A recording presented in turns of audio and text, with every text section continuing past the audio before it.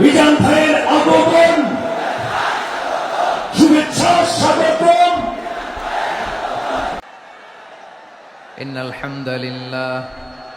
إن الحمد لله نحمده ونستعينه ونستغفره ونؤمن به ونتوكل عليه ونعوذ بالله من شرور أنفسنا ومن سيئات أعمالنا من يهده الله فلا مضل له ومن يضلل فلا هادي له أي فلن تجد له وليا مرشدا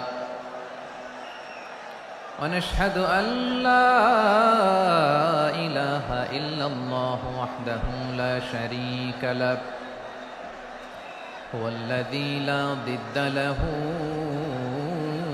ولا ند له لا مثل له ولا مثيل له لا وزير له ولا كفيل له لا شبه له ولا شبيه له لا ولد له ولا والد له وهو الواحد الفرد الصمد لم يلد ولم يولد ولم يكن له كفوا أحد ونشهد أن سيدنا ونبينا وحبيبنا وبشيرنا ونذيرنا وطبيبنا وطبيب أرواحنا وحبيبنا وحبيب ربنا محمدا عبد الله ورسوله أرسله بالحق بشيرا ونذيرا وداعيا إلى الله بإذنه وسراجا منيرا أما بعد فقد قال الله تعالى في كلامه المجيد وفي فرقانه الحميد أعوذ بالله من الشيطان الرجيم بسم الله الرحمن الرحيم ولقد كرمنا بني آدم وحملناهم في البر والبحر ورزقناهم من الطيبات وفضلناهم على كثير ممن خلقنا تفضيلا إن الله وملائكته يصلون على النبي يا أيها الذين آمنوا صلوا عليه وسلموا تسليما اللهم صل على محمد وعلى آل محمد كما صليت على إبراهيم وعلى آل إبراهيم إنك حميد مجيد اللهم بارك على محمد وعلى آل محمد كما باركت على إبراهيم وعلى آل إبراهيم إنك حميد مجيد সকল প্রশংসার মালিককে, সকল ক্ষমতার উৎসকে। কেউ যেটা পারে না পারে কে, কেউ যেটা দেখে না দেখে কে? সে আল্লাহর দরবারে আমরা শুকর গুজার হচ্ছি। আমরা সবাই পড়ছি কালিমাতুশ শুকর, আলহামদুলিল্লাহ। সবাই একসাথে গলা ছেড়ে দিয়ে আওয়াজ করে পড়ুন, রব্বানা লাকাল হামদ হামদান কাসীরান তাইয়িবান মুবারাকান ফীহি ইয়া রাব্বি লাকাল হামদু কামা ইয়ানবাগি লিজালালি ওয়াজহিকা ওয়া আযীমি সুলতানিকা লাকাল হামদু বিল ঈমান লাকাল হামদু বিল ইসলাম লাকাল হামদু বিল কুরআন। আল্লাহ রাব্বুল ইজ্জা ওয়াল জালালের দরবারে শুকরিয়া জ্ঞাপনের পাশাপাশি আমি আজকের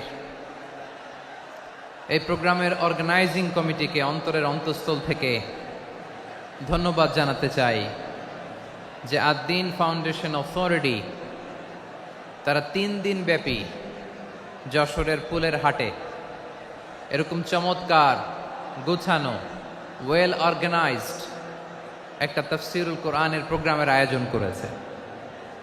আমি আল্লাহর শুকরিয়া জ্ঞাপনের পাশাপাশি তাদেরকে আমার অন্তরের অন্তঃস্থল থেকে শুকরিয়া, ধন্যবাদ এবং মোবারকবাদ জানাতে চাই। আজকের প্রোগ্রামে উপস্থিত আছেন বৃহত্তর খুলনা বিভাগের ব্যবসায়ী ভাইয়েরা, কর্মজীবী ভাইয়েরা, ছাত্র ভাইয়েরা, পর্দার আড়ালে, মহিলা প্যান্ডেলে আমার মায়েরা, বোনেরা। উপস্থিত আছেন কওমি মাদ্রাসার মুহতামিম বৃন্দ, আলিয়া মাদ্রাসার প্রিন্সিপাল হুজুর, শিক্ষকবৃন্দ, ছাত্রবৃন্দ, ইমাম সাহেব, খতিব সাহেব, মুয়াজ্জিন সাহেব, আইন শৃঙ্খলায় কর্মরত ভাইয়েরা, ভলান্টিয়ার্স, মিডিয়া কর্মী, সাংবাদিক বন্ধুরা, ইউটিউবার্স, আমি সবাইকে অন্তরের অন্তঃস্থল থেকে শুভেচ্ছা জানিয়ে শুরু করতে চাই। প্রিয় ভাইয়েরা, আমি জানি যশোরের মানুষ খুবই well civilised, they know manners. তারা ম্যানার জানে, অতিথির সাথে কেমন আচরণ করতে হয় যশোরের লোকেরা এটা জানে কি জানে না বলেন? মাশাআল্লাহ। স্টেজ থেকে ইনস্ট্রাকশন আসলে সেটা শুনতে হবে, না শুনলে আমিও বলতে পারবো না, আপনারাও উপকৃত হবেন না। কোটি কোটি টাকা ব্যয়, অনেক পরিশ্রম সাপেক্ষে, অনেক ওয়েল ডিজাইন করে ওনারা প্রোগ্রাম করেছেন। শেষ অধিবেশন যদি আপনারা ধাক্কা ধাক্কি বিশৃঙ্খলা করেন, বঞ্চিত হব, আমরা বঞ্চিত হব, আপনারা বঞ্চিত হবেন। মিডিয়া কর্মীদের মাধ্যমে দেশে বিদেশে কোটি কোটি দর্শক তারা বঞ্চিত হবে। আর যদি একটা নীরব, নিস্তব্ধ, নিঝুম পরিবেশ আমাকে উপহার দেন, আমি জনগুরুত্বপূর্ণ, যেটা রাষ্ট্রের জন্য গুরুত্বপূর্ণ, যেটা সামাজিকভাবে আমাদের জন্য গুরুত্বপূর্ণ, আমার ব্যক্তি জীবনের জন্য গুরুত্বপূর্ণ, গোটা মানবতার জন্য গুরুত্বপূর্ণ, এরকম কিছু বার্তা আজকের এই ঐতিহাসিক যশোরের প্রোগ্রামে আমি রাখতে চাই ইনশাআল্লাহ। কিন্তু সেজন্য সহযোগিতা করতে হবে। যে ডান দিকের ছেলেরা মাশাআল্লাহ বলার সাথে সাথে ঠান্ডা, কিন্তু এখানে এখনো ঠান্ডা হচ্ছে না। তোমরা ভলান্টিয়ারদের কথা শোনো, জায়গা না পেলে পেছনে যাও। ধাক্কাধাক্কি করো কেন ভাইয়েরা? এটা করো না। এই যে তোমাদেরকে দেখতে পাচ্ছি তো, একে অপরকে ধাক্কা ধাক্কি করে আমাকে দেখার চেষ্টা, পেছনে চলে যাও। Move move on, move, sit or move. আমি বারবার থামুন, চুপ করুন বলতে পারবো না। Sit or move on. 9টা প্যান্ডেল আছে, এখানে ধাক্কাধাক্কির কোনো মানে হয় না।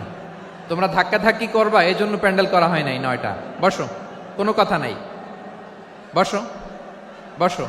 কানগুলো খরগোশের কানের মতো খাড়া করো, কোনো আওয়াজ নাই, আওয়াজ নাই, কোনো আওয়াজ নাই। এই যে প্রিয় ভাইয়েরা, আল্লাহর ওয়াস্তে চুপ করুন।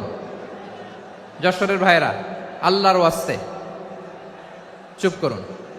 আমি 10 থেকে 0 গুনবো, এরপরে যদি আওয়াজ হয় চলে যাব, আমি চলে যাব, কিন্তু কোনো আওয়াজ নাই।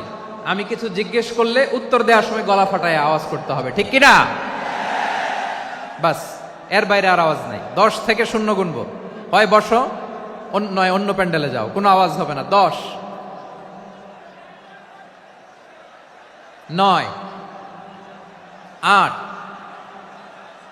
7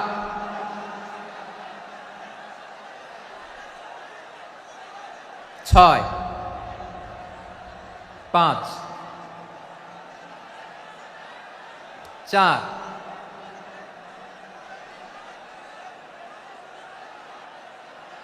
3 2 1 0। প্রিয় ভাইয়েরা, অনেক আলোচনা হয়েছে 3 দিন ব্যাপী। দেশ বরেণ্য প্রথিতযশা ওলামায়ে হযরতের মুখে আপনারা অসংখ্য কথা শুনেছেন। আমলের জন্য এগুলোই যথেষ্ট, নতুন করে আমার বলার কিছুর দরকার নাই। নতুন করে উপস্থাপনের মতো বলার মতো আমার কাছে কিছু নাইও। যা বলার ১৫০০ বছর আগে আল্লাহ তাআলা উম্মাহকে বলে দিয়েছেন, ঠিক কিনা? এমন কিতাব দান করেছে যে কিতাবে ভুল নাই, যতই পড়ি ততই শেখা যায়। বিয়ন্ডলেস, বাউন্ডলেস, বটমলেস, কুল কিনারা নাই, কুল কিনারাবিহীন সাগর। পড়েন সুবহানাল্লাহ। গত 3 দিন ধরে স্কলাররা যে সমস্ত বিষয় কোরআন সুন্নাহর আলোকে আলোচনা করেছে, আমরা যেন সেগুলোর উপর আমল করতে পারি। আল্লাহ তৌফিক দান করুক, আমরা পড়ি আমিন। আসুন, এখানে আসার বসার এই প্রোগ্রামে অংশগ্রহণ করার উদ্দেশ্যকে, নিয়াতকে আমরা খালিস করে নেই। আজকে আমরা যা শুনবো শিখবো আমলের নিয়তে শুনবো, ঠিক কিনা বলেন? শেষ পর্যন্ত নীরবতা বজায় রাখবো। আমি উঠবো, আপনারা উঠবেন। এর আগে ওঠা যাবে না। স্কেডিউলে একটু চেঞ্জ এসেছে, এশার সালাত হয়নি। আমার আলোচনার পরপরই আজান হবে। এশার সালাতে আমরা জামাতে অংশগ্রহণ করে একসাথে বিদায় নেব ইনশাল্লাহ। বলেন, বিশৃঙ্খলা করলে আমার বুঝাতে, পয়েন্টগুলো শেয়ার করতে দেরি হবে।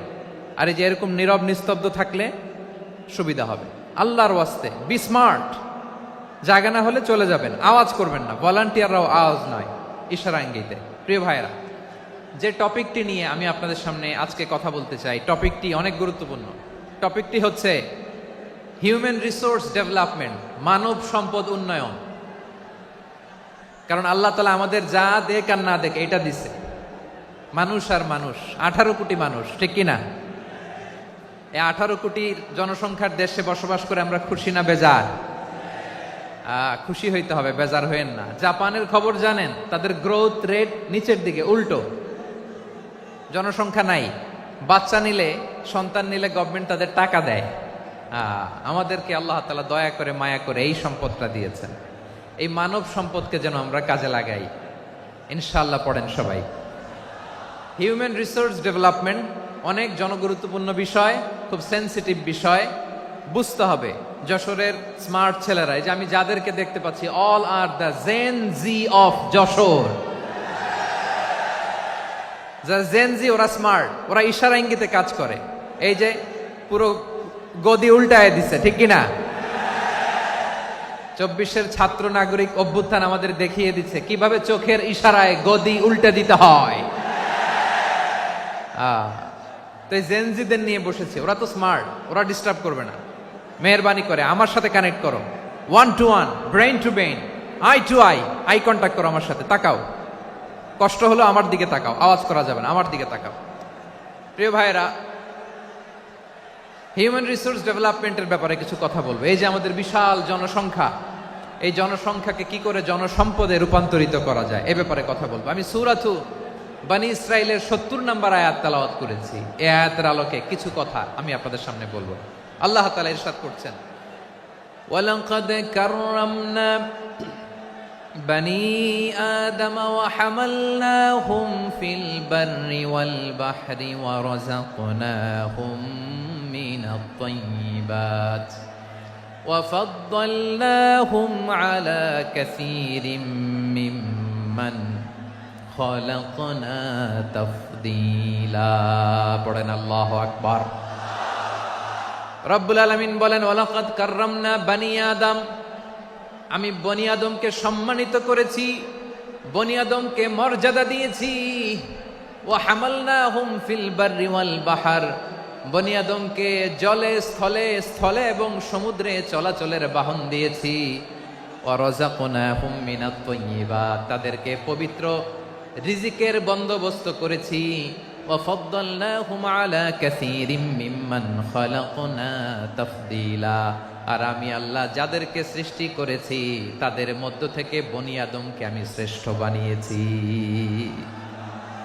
আমরা শ্রেষ্ঠ, আমরা আশরাফুল মাখলুকাত। আমরা কি এই যে এমনি চিল্লাচিল্লি করে জিজ্ঞাসা করলে বলে না, আমরা আশরাফুল মাখলুকাত। আমরা কি শ্রেষ্ঠ, সবার চেয়ে সেরা। আমাদের মতো করে আল্লাহ কাউকে বানায় নাই। দুই পায়ে ভর করে শির দ্বারা এরকম স্ট্যান্ড রেখে মাথা উঁচু করে দাঁড়াতে পারে এরকম কোন প্রাণী পৃথিবীতে আছে?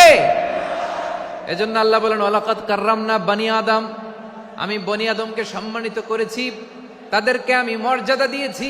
তাদেরকে আমি যত মর্যাদা দিয়েছি আমার কোন সৃষ্টিকে এত মর্যাদা দেই নাই। পড়েন সুবহানাল্লাহ। I have dignified the status of the sons of Adam. আদমের সব সন্তানের মর্যাদা আমি বাড়িয়েছি। আল্লাহ এখানে বলেননি ওয়ালাকাদ কাররামনাল মুমিনিন, আমি মুমিনের মর্যাদা বাড়িয়েছি, বলেছেন? আল্লাহ এখানে বলেন নাই ওয়ালাকাদ কাররামনাল মুসলিমিন, আমি মুসলিমের মর্যাদা বাড়িয়েছি। আল্লাহ বলেছেন ওয়ালাকাদ কাররামনা বানি আদম, আমি বনি আদমের সম্মান বাড়িয়েছি। হোক সে মুমিন কিংবা কাফের, মুসলিম কিংবা মুশরিক, আস্তিক কিংবা নাস্তিক, আরব কিংবা অনারব, যেই হোক না কেন আদম সন্তান সবগুলার মর্যাদা বাড়ায় দিয়েছে কে? সবার মর্যাদা আল্লাহ বাড়িয়েছে। মানুষ হিসেবে মর্যাদা। বিশ্বনবী সাল্লাল্লাহু আলাইহি ওয়াসাল্লাম ইহুদির লাশ দেখে দাঁড়িয়ে গেলেন। কার লাশ? আমার যশোরের ভাইয়েরা আওয়াজ করে বলুন, কার লাশ? ইহুদির লাশ দেখে দাঁড়ায় গেলেন। সাহাবারা বললেন ইয়া রাসূলুল্লাহ, আপনি দাঁড়ালেন যে, এটা তো ইহুদির লাশ। বিশ্বনবী বললেন আওয়ালাইসাত নাফসান, এটা কি মানুষ নয়? এটা হোক ইহুদি হোক খ্রিস্টান, এটা তো মানুষ। আমি মানুষ দেখে দাঁড়িয়েছি। আই স্যালিউট দ্য হিউম্যানিটি, আমি মানবতাকে সম্মান করেছি। পড়েন সুবহানাল্লাহ। তাহলে এই জমিনে মানুষের মর্যাদা বেশি, হোক আস্তিক হোক নাস্তিক, হোক মুমিন কিংবা কাফের। আদমের সন্তান হলে, মানুষ হলেই তার মর্যাদা বাড়িয়েছে কে? আমার কলিজার টুকরা যশোরের ভাইয়েরা, মানুষের মর্যাদা আল্লাহ এত বাড়িয়েছেন, মানুষ জীবিত থাকলেও যেমনি মর্যাদাবান, মরে গেলেও মর্যাদাবান। সুবহানাল্লাহ পড়েন। মানুষ মরে গেলে এই ডেড বডিটা কি হয়? পচে যায়, গলে যায়, মাটির সাথে মিশে যায়। তাই বলে আপনি ডেড বডির সাথে যাচ্ছে তাই করতে পারবেন না। পারবেন? কেউ যদি অন্যায় করে তাকে যদি আপনি শাস্তির আওতায় আনেন, যা মনে চায় করতে পারবেন না। তারা আগুন দিয়ে পোড়াতে পারবেন না, নাক কাটতে পারবেন না, কান কাটতে পারবেন না, অঙ্গ বিকৃতি করতে পারবেন না। কারণ মানব জাতির মর্যাদা স্বয়ং দিয়েছে কে? ডেড বডি পচে যাবে, গলে যাবে। তারপর ইসলাম বলে না, খবরদার, এই মরা লাশটারও একটা মর্যাদা আছে না নাই? ইসলাম বলে এই লাশটা গলে যাবে, পচে যাবে, কিন্তু এটার অমর্যাদা করো না। কর্পূর দিয়ে, খেজুর পাতা দিয়ে, এটাকে ওয়ার্ম ওয়াটার দিয়ে, গরম পানি দিয়ে ধৌত করো। সাদা শুভ্র ধবধবে কাপড় দিয়ে লাশটাকে তুমি কাভার করো। তারপরে খাটিয়ার মধ্যে লাশটাকে রেখে বিশাল একটা প্রোগ্রাম করো, একটা ফিউনারাল প্রোগ্রাম করো। ওই প্রোগ্রামের ডানে বায়ে পেছনে লাশটারে রাখলে হবে না, প্রোগ্রামের একেবারে সামনটাতে তুমি লাশটাকে রাখো। সুবহানাল্লাহ। একটা ফিউনারাল প্রোগ্রাম করতে হবে, তাকে শেষ বিদায় জানাতে হবে, যেটাকে আমরা জানাজা বলি। কি বলি? জানাজা মানে মাইয়েতের জন্য দোয়া, তার জন্য দোয়া করা হয়। তাকে একটা সিস্টেমেটিক অর্ডারে কবরে রাখা হয়, সুন্দরভাবে সেটাকে কবরস্থ করা হয়, মাটি দেয়া হয়, পানি দেয়া হয়। তার মানে মরে গেলেও মানুষের সম্মান বাড়ায় দিয়েছে কে? এজন্য আল্লাহ বললেন ওয়ালাকাদ কাররামনা বানি আদম, বনি আদমের সম্মান মর্যাদা আমি আল্লাহ বাড়িয়ে দিয়েছি। মানুষের সম্মানে তুমি কখনো আঘাত করো না, ঠিক কি না? তাহলে ভাই, প্রথম মেসেজ হচ্ছে the first and foremost message tonight to the people of জাসর। আল্লাহ বলেন I have dignified the status of son of Adam, আমি বনি আদম সবার মর্যাদা বাড়িয়ে দিয়েছি। হোক আস্তিক নাস্তিক, হোক কাফের কিংবা মুশরিক, তার মর্যাদা বাড়াই দিছে কে?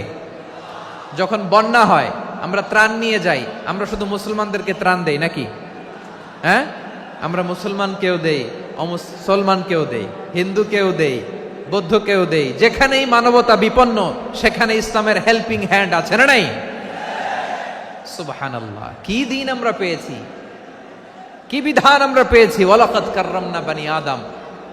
আমি বনি আদমকে সম্মানিত করেছি। এরপর আল্লাহ বললেন ওয়া হামালনাহুম ফিল বাররি ওয়াল বাহর, মানুষকে স্থলে এবং সমুদ্রে চলাচলের বাহন আমি দিয়েছি। স্থলে কিভাবে চলবে, জলে কিভাবে চলবে, এই বাহনের ব্যবস্থা করেছে কে? এই জেনজি, এই স্যামড়া, ইরাম করতেছো কিসের জন্য? হ্যাঁ, ইরাম করলে চলবি? হ্যাঁ, বস বস বস বস, আওয়াজ করতেছো কেন? দিবা না, কথা বলতে দিবা না আমাকে? তো এইটা বুঝি তোমাদের ভালোবাসার নমুনা? তোমাদের ভালোবাসার কারণে যদি আমি কোথাও দাঁড়াতেই না পারি, কোথাও বসতে না পারি, কোথাও দুটা কথা বলতে না পারি, এই ভালোবাসা দিয়ে কি হবে আমার? বরং ঘামতে ঘামতে ঘর্মাক্ত হব, রক্তাক্ত হব। কিন্তু সেন্ট্রাল থেকে, সেন্ট্রালি যে ইনস্ট্রাকশন আসবে, সেই ইনস্ট্রাকশনের এক চুল আমরা ডানে বায়ে যাব না। এইটা গণজাগরণের জন্য এইটা দরকার, ইসলামী বিপ্লবের জন্য এইটা দরকার। তো আধা ঘন্টা ধরে যদি তোমাদেরকে থামানোই না যায়, এই লস্কর দিয়ে আমি কি করব? আল্লাহর ওয়াস্তে নো নো নো স্লোগান, চুপচাপ একেবারে আমার দিকে তাকাও। আল্লাহ বললেন ওয়া হামালনাহুম ফিল বাররি ওয়াল বাহর, জলে স্থলে আমি চলাচলের যানবাহনের ব্যবস্থা করেছি। আমরা স্থলে ঘোড়ার উপরে চড়ি, উটের উপরে চড়ি, গাড়ির উপরে চড়ি। এই যে গাড়ির ইঞ্জিন বানাইছি আমরা, এটার মেধা দিয়েছে কে? আবার সাগরের মধ্যে আমরা নৌযান, জলযান, বড় বড় জাহাজ দিয়ে এক মহাদেশ থেকে আরেক মহাদেশ যাই, এক দেশ থেকে মালামালগুলো আরেক দেশে পাঠাই। সাগরের ভেতরে নৌকাগুলোরে ধরে রাখলো কে? ওয়াল ফুলকিল্লাতী তাজরি ফিল বাহরি বিমা ইয়ানফাউন নাস, মানুষের উপকার আছে এরকম সরঞ্জামাদি নিয়ে সাগরের উপরে বিশাল বিশাল জলযানগুলো চলে। এগুলো ডুবে যায় না, কাত হয়ে যায় না, পড়ে যায় না। এগুলোকে স্থিতিস্থাপকতাকে ঠিক করে রাখলো কে? আপনারা জাহাজ দেখেছেন? জাহাজ, হ্যাঁ, বাড়ি চট্টগ্রাম হইলে দেখতে পারতেন। দেখছেন? বিশাল বিশাল জাহাজ, বিশাল জাহাজ মালামাল নিয়ে এক মহাদেশ থেকে আরেক মহাদেশে যায়। গত মাসে আমার জাপান সফর ছিল। এই যে বাংলাদেশে যে গাড়িগুলো চালান, বেশিরভাগ গাড়ি আসে কিন্তু জাপান থেকে। হাজার হাজার গাড়ি একটা জাহাজ বহন করতে পারে, হাজার হাজার গাড়ি। এটারে সাগরের মধ্যে ভাসাইলো কে? সবাই বলুন, ভাসালো কে? হাজার হাজার গাড়ি নিয়ে জাপানিজ গাড়িগুলো আমাদের চট্টগ্রামের এয়ারপোর্টের বন্দরে ভিড়ে। যুক্তরাষ্ট্রে আমি দেখেছি বিশাল বিশাল জাহাজ। আপনারা টাইটানিক জাহাজের নাম শুনেছেন? টাইটানিকেরও 8 গুণ 10 গুণ বড়। সুবহানাল্লাহ কইবেন না? টাইটানিক জাহাজের 8 গুণ 10 গুণ বড় একটা জাহাজ আছে, আইকন অফ দ্য সি, আমি দেখে এসেছি। রয়্যাল ক্যারিবিয়ান দেখে এসেছি। সাগরের সামনে জেটিতে যখন দাঁড়ালাম, জাহাজটা যখন যায়, আমার মনে হচ্ছে একটা শহর, গোটা শহর, the entire city is floating on the water. পুরো একটা শহর মনে হয় পানির উপর দিয়ে ভেসে যাচ্ছে। পড়েন সুবহানাল্লাহ। এই যে আইকন অফ দ্য সি, এই ক্রুজ, এই জাহাজটা, এটার ভিতরে স্টেডিয়াম আছে। কিসের ভিতরে স্টেডিয়াম? কথা বুঝে নাই বোধহয়। স্টেডিয়াম কিসের ভিতর? সুইমিং পুল আছে, শপিং মল আছে, রেস্টুরেন্ট আছে, ক্লাব আছে, 3000 4000 রুম বিশিষ্ট, কক্ষ বিশিষ্ট হোটেল আছে।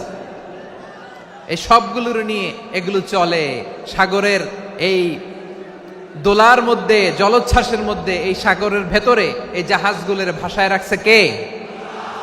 সূরাতুর রহমানে আল্লাহ তাআলা বললেন ওয়ালাহুল জাওয়ারিল মুনশাআতু ফিল বাহরি কাল আ'লাম ফাবিআইয়ি আলা, সবাই পড়েন ফাবিআইয়ি আলাই রাব্বিকুমা তুকাযযিবান। পাহাড় সম বড় বড় জাহাজগুলো মাল বোঝাই করে সাগরের মধ্যে ভেসে বেড়ায়। এগুলো দিয়ে মালামাল বহন করা যায়, মানুষরা এক দেশ থেকে আরেক দেশে যায়। এই জাহাজগুলোরে সাগরের ভেতরে ভাসায় রাখলো কে? এই আয়াতের ভেতরে আল্লাহ তাআলা সূরাতু বনী ইসরাঈলের এই চমৎকার আয়াতের ভেতরে আল্লাহ তাআলা বেসিকলি মানব জাতির প্রতি তার 4টি স্পেশাল অনুগ্রহের কথা বলেছেন। কয়টি? দুইটা বলে ফেলছি। এক নাম্বার ওয়ালাকাদ কাররামনা বানি আদম, আমি বনি আদমের সম্মান বাড়াইছি। নাকি মুসলমানদের, নাকি মুসল্লিদের? কার সম্মান বাড়িয়েছি? বনি আদমের। তাহলে human dignity, the first part of the verse talks about the human dignity. দুই নাম্বার অংশ আল্লাহ তাআলা বললেন ওয়া হামালনাহুম ফিল বাররি ওয়াল বাহর, স্থলে এবং সমুদ্রে আমি তাদের জন্য চলাচলের বাহন দিয়েছি। সুবহানাল্লাহ। তার মানে smooth movement on land and sea, জলে এবং স্থলে যাতে আমরা স্মুথলি মুভ করতে পারি আল্লাহ তাআলা দিয়েছেন। তিন নম্বর আল্লাহ তাআলা বললেন ওয়া রাযাকনাহুম মিনাত তাইয়্যিবাত, মানুষের জন্য আমি পবিত্র রিজিকের ব্যবস্থা করেছি। জলে এবং স্থলে যত প্রাণী আছে সবগুলা প্রাণীকে রিজিক দেয় কে? আমাদেরকে রিজিক দেয় কে? সাগরের মাছগুলোকে, বড় বড় তিমি মাছগুলোরে রিজিক দেয় কে? বাতাসের মধ্যে ভেসে বেড়ানো বড় বড় পাখিগুলো, স্ক্যান্ডিনেভিয়ান কান্ট্রি থেকে লক্ষ লক্ষ কোটি কোটি পাখিগুলো যে এক দেশ থেকে আরেক দেশে ট্রান্সফার হয়, এগুলোর রিজিক দেয় কে?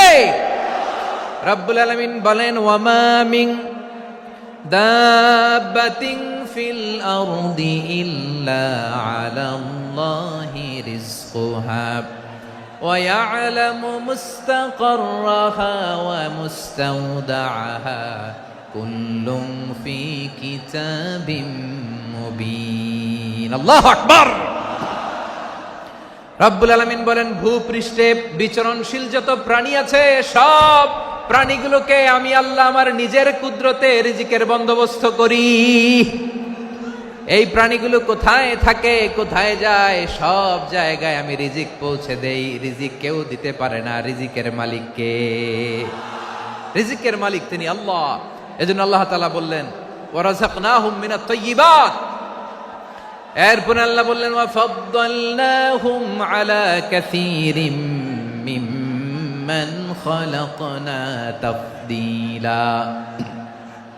আমি যত প্রাণী সৃষ্টি করেছি সকল প্রাণীর মধ্যে মানুষের মর্যাদা, শ্রেষ্ঠত্ব আমি দিয়েছি। সুবহানাল্লাহ পড়েন।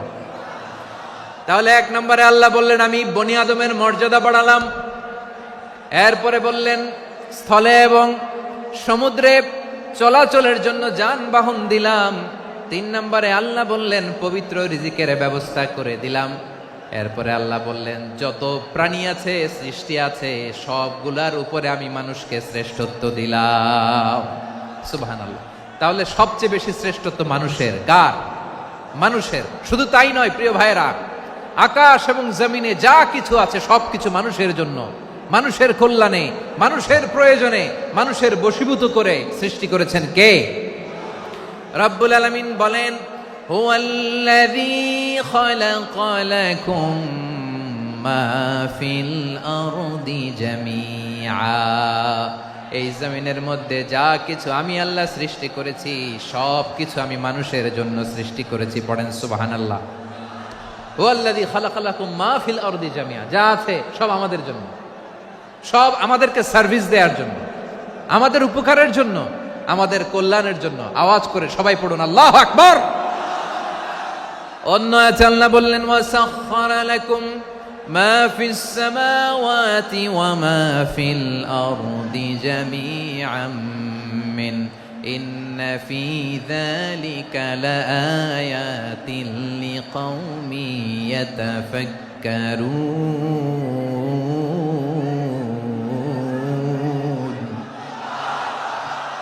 প্রথমে আয়াতে আল্লাহ বললেন জমিনে যা আছে সব তোমাদের কল্যাণে আমি সৃষ্টি করলাম।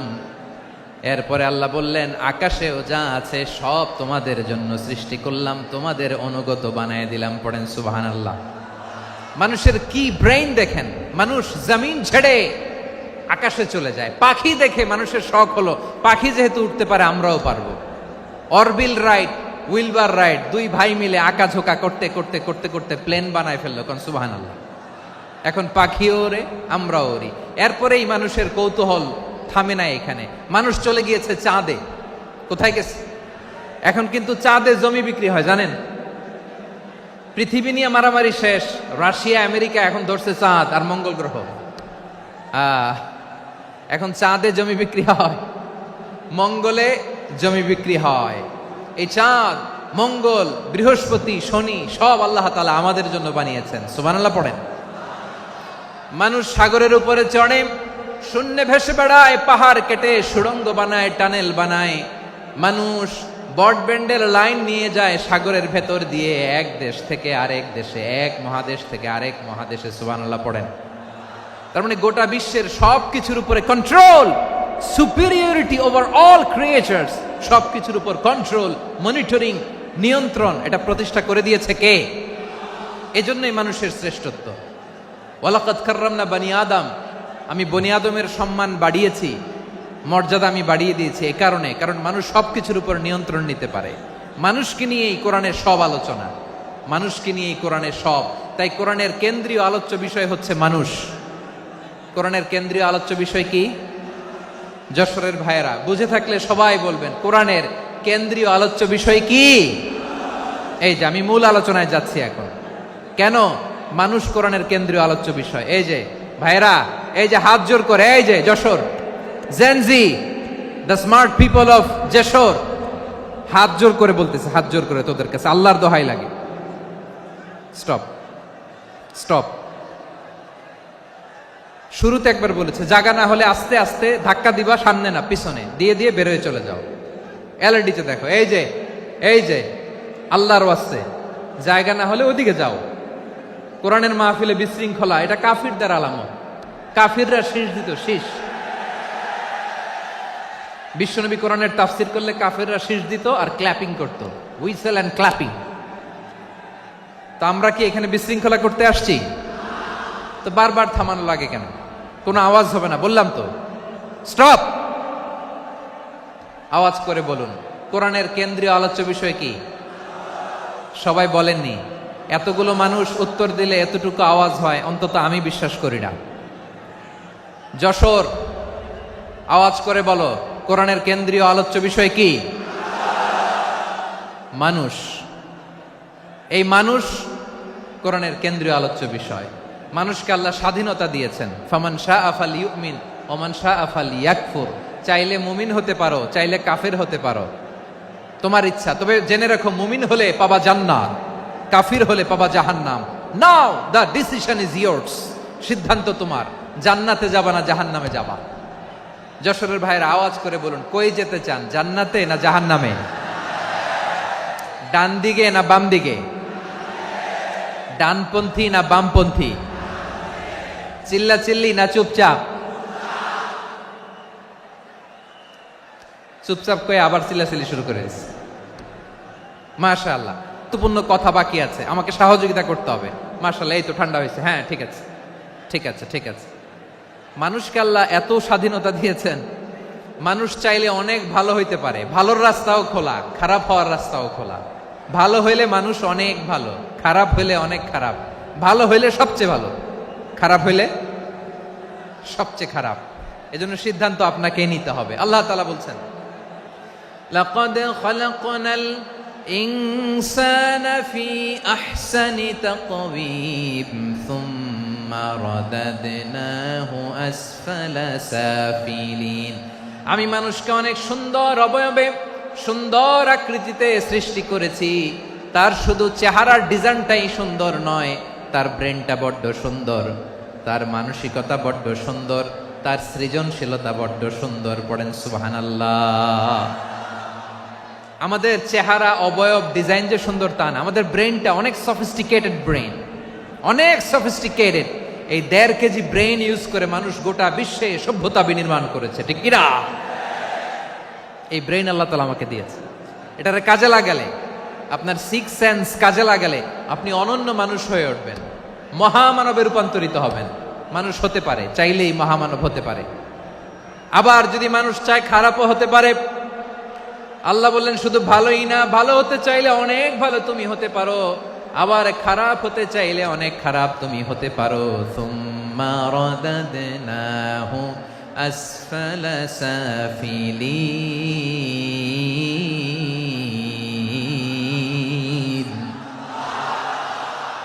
খারাপ হলে একেবারে খারাপ হতে পারো, নিকৃষ্ট হলে একেবারে নিকৃষ্ট হতে পারো, ভালো হলেও ভালো হতে পারো। কোন সুবহানাল্লাহ।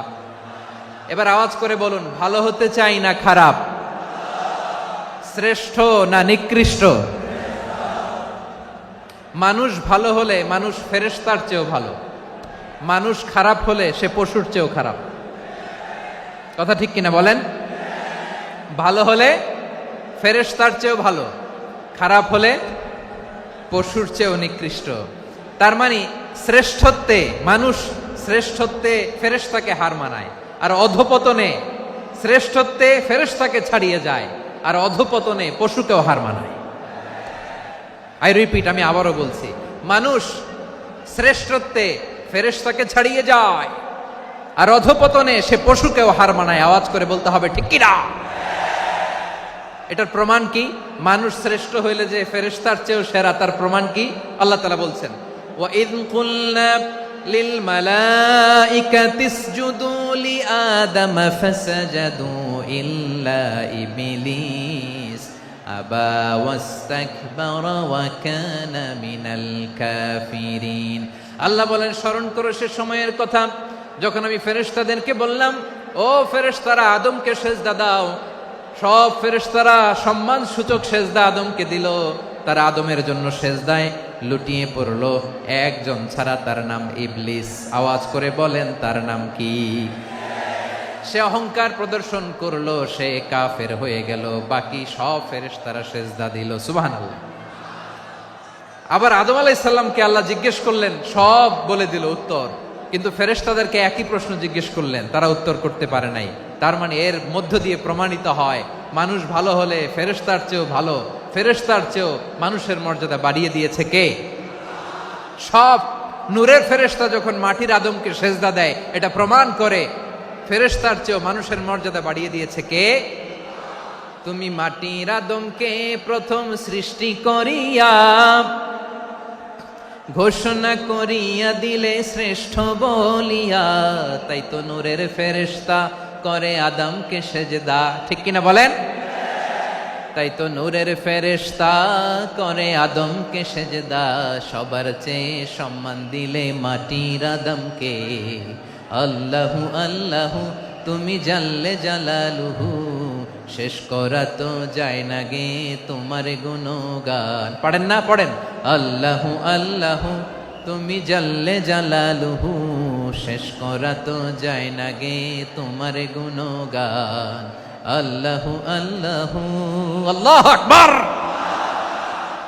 আদমের মর্যাদা বেশি, মানুষের মর্যাদা বেশি, মানুষ শ্রেষ্ঠ, তার প্রমাণ নূরের ফেরেশতা মাটির আদমকে সেজদা করে। আওয়াজ করে বলেন ঠিক কিনা? তাহলে মানুষ ভালো হলে ফেরেশতার চেয়ে ভালো, আবার মানুষ যদি খারাপ হয় সে পশুর চেয়েও খারাপ। অধপতনে পশুত্বকে হার মানায়। তার প্রমাণ কি? তার প্রমাণ হচ্ছে, যশোরের ভাইরা দেখবেন পত্রিকায় নিউজ পেপারে মাঝে মাঝে এরকম দেখা যায়, এক মানুষ আরেক মানুষকে হত্যা করে 20 টুকরা করে বস্তার ভিতরে ভরেছে। আপনারা এই নিউজ পড়েন নাই না? দেখেন নাই? দেখছেন? মানুষ মানুষকে হত্যা করে কয় টুকরা? জোরে বলেন। এখানেই ক্ষান্ত হয় না, আবার কোথায় ভরছে? বস্তার ভেতরে। আচ্ছা, বুঝে থাকলে আওয়াজ করে বলেন, কোনদিন শুনছেন একটা হাতি আর একটা হাতিকে হত্যা করে 20 টুকরা করছে, এরপরে বস্তার ভিতরে ভরছে? হয়েছে? তাহলে দেখেন, মানুষ যদি খারাপ হয় সে পশুকেও হার মানায়। চিল্লায় বলো ঠিক কিনা?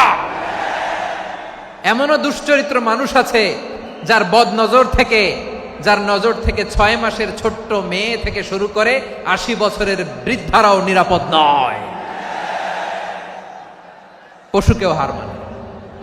মানুষের ঘর জ্বালিয়ে পুড়ে মেসাকার করে দেয়, জনপদের পর জনপদ জ্বালায় দেয়। এরকম আছে না নাই? বোমা মেরে শহরগুলো উড়িয়ে দেয়। এই যে ইসরায়েল গাজার মধ্যে যে অ্যাটাক করেছে, এরা মসজিদ মানে নাই, মসজিদে বম ফেলেছে। এরা খ্রিস্টানদের চার্চ গির্জা মানে নাই, গির্জায় বম ফেলেছে। পৃথিবীর ইতিহাসে never happened in the history of the world that someone bombed on a hospital, on a ICU center. এমন হাসপাতাল যেখানে আইসিইউর রোগীরা আছে, ওই হাসপাতালের উপরও ইসরায়েলি সৈনিকেরা বোমা মেরেছে। জোরে বলেন ঠিক কিনা? এরা মানুষ? আওয়াজ করে বলেন, এরা মানুষ না। প্রিয় ভাইয়েরা, চোখ কান নাক মুখ থাকলেই মানুষ না। যা সামনে দেখেন এগুলো সব মানুষ না, এগুলো জনসংখ্যা। এগুলো কি? সবাই বলুন, এগুলো কি? বাড়ছে জনসংখ্যা, কমছে মানুষ। বাড়ছে জনসংখ্যা, কমছে। এই দুনিয়া এখন তো আর সেই দুনিয়া নাই, মানুষ নামের মানুষ আছে দুনিয়া বোঝাই, সেই মানুষের ভিড়ে আমার আসল মানুষ নাই। ঠিক কিনা? আসল মানুষের বড্ড অভাব, আসল মানুষের বড্ড অভাব। আমার ভাইয়েরা, মানুষ খারাপ হলে পশুকেও হার মানায়। আচ্ছা, আওয়াজ করে বলেন, এই যশোরের ছেলেরা এদিক তাকাও, আওয়াজ করে বলো, যে ইসরায়েলি সোলজাররা উপর থেকে বোমা মারলো তারাও মানুষ? তারাও কি? ওরাও রক্তে মাংসে মানুষ, ওদেরও পরিবার আছে। বোমা মেরে যেই মেয়েটাকে তারা অনাথ বানায়, ইয়াতিম বানায়, ও কিন্তু বাসায় ওর মেয়েটাকে রেখে আসছে। ঠিক কিনা বলেন? বম্বিং করে যে বাবাকে মেরে, স্বামীকে মেরে স্ত্রীকে বিধবা বানায়, তারও ঘরে স্ত্রী আছে। উপর থেকে বোম মেরে মানুষ মেরে দিচ্ছে, তারাও মানুষ। 1945 সালের 6ই আগস্ট আমেরিকান সোলজাররা হিরোশিমায় বোম মেরেছে। আমি নিজে দেখে এসেছি জাপানের হিরোশিমাতে। সকাল 8:15 মানুষ কেউ অফিসে যাচ্ছিল, কেউ খেতে খামারে কাজ করতে যাচ্ছিল। লিটল বয় নামে একটা বোম মেরেছে তারা। এই বোমের আঘাতে, পারমাণবিক এই বোমার রেডিয়েশনে আঘাতে, বোম ব্লাস্ট হওয়ার পরে মুহূর্তের মধ্যে 1,40,000 নাই। উপর থেকে যারা মারতেছে এরাও মানুষ, যাদেরকে মারলো তারাও। তার মানে মানুষে মানুষে পার্থক্য আছে না? নেই? মানুষে মানুষে পার্থক্য আছে। নাক কান চোখ মুখ থাকলেই মানুষ নয়। বাড়ছে জনসংখ্যা, কমছে মানুষ। চিল্লায় বলো ঠিক কিনা? তাহলে আমরা বুঝলাম, মানুষ ভালো হলে অনেক ভালো, খারাপ হলে অনেক খারাপ।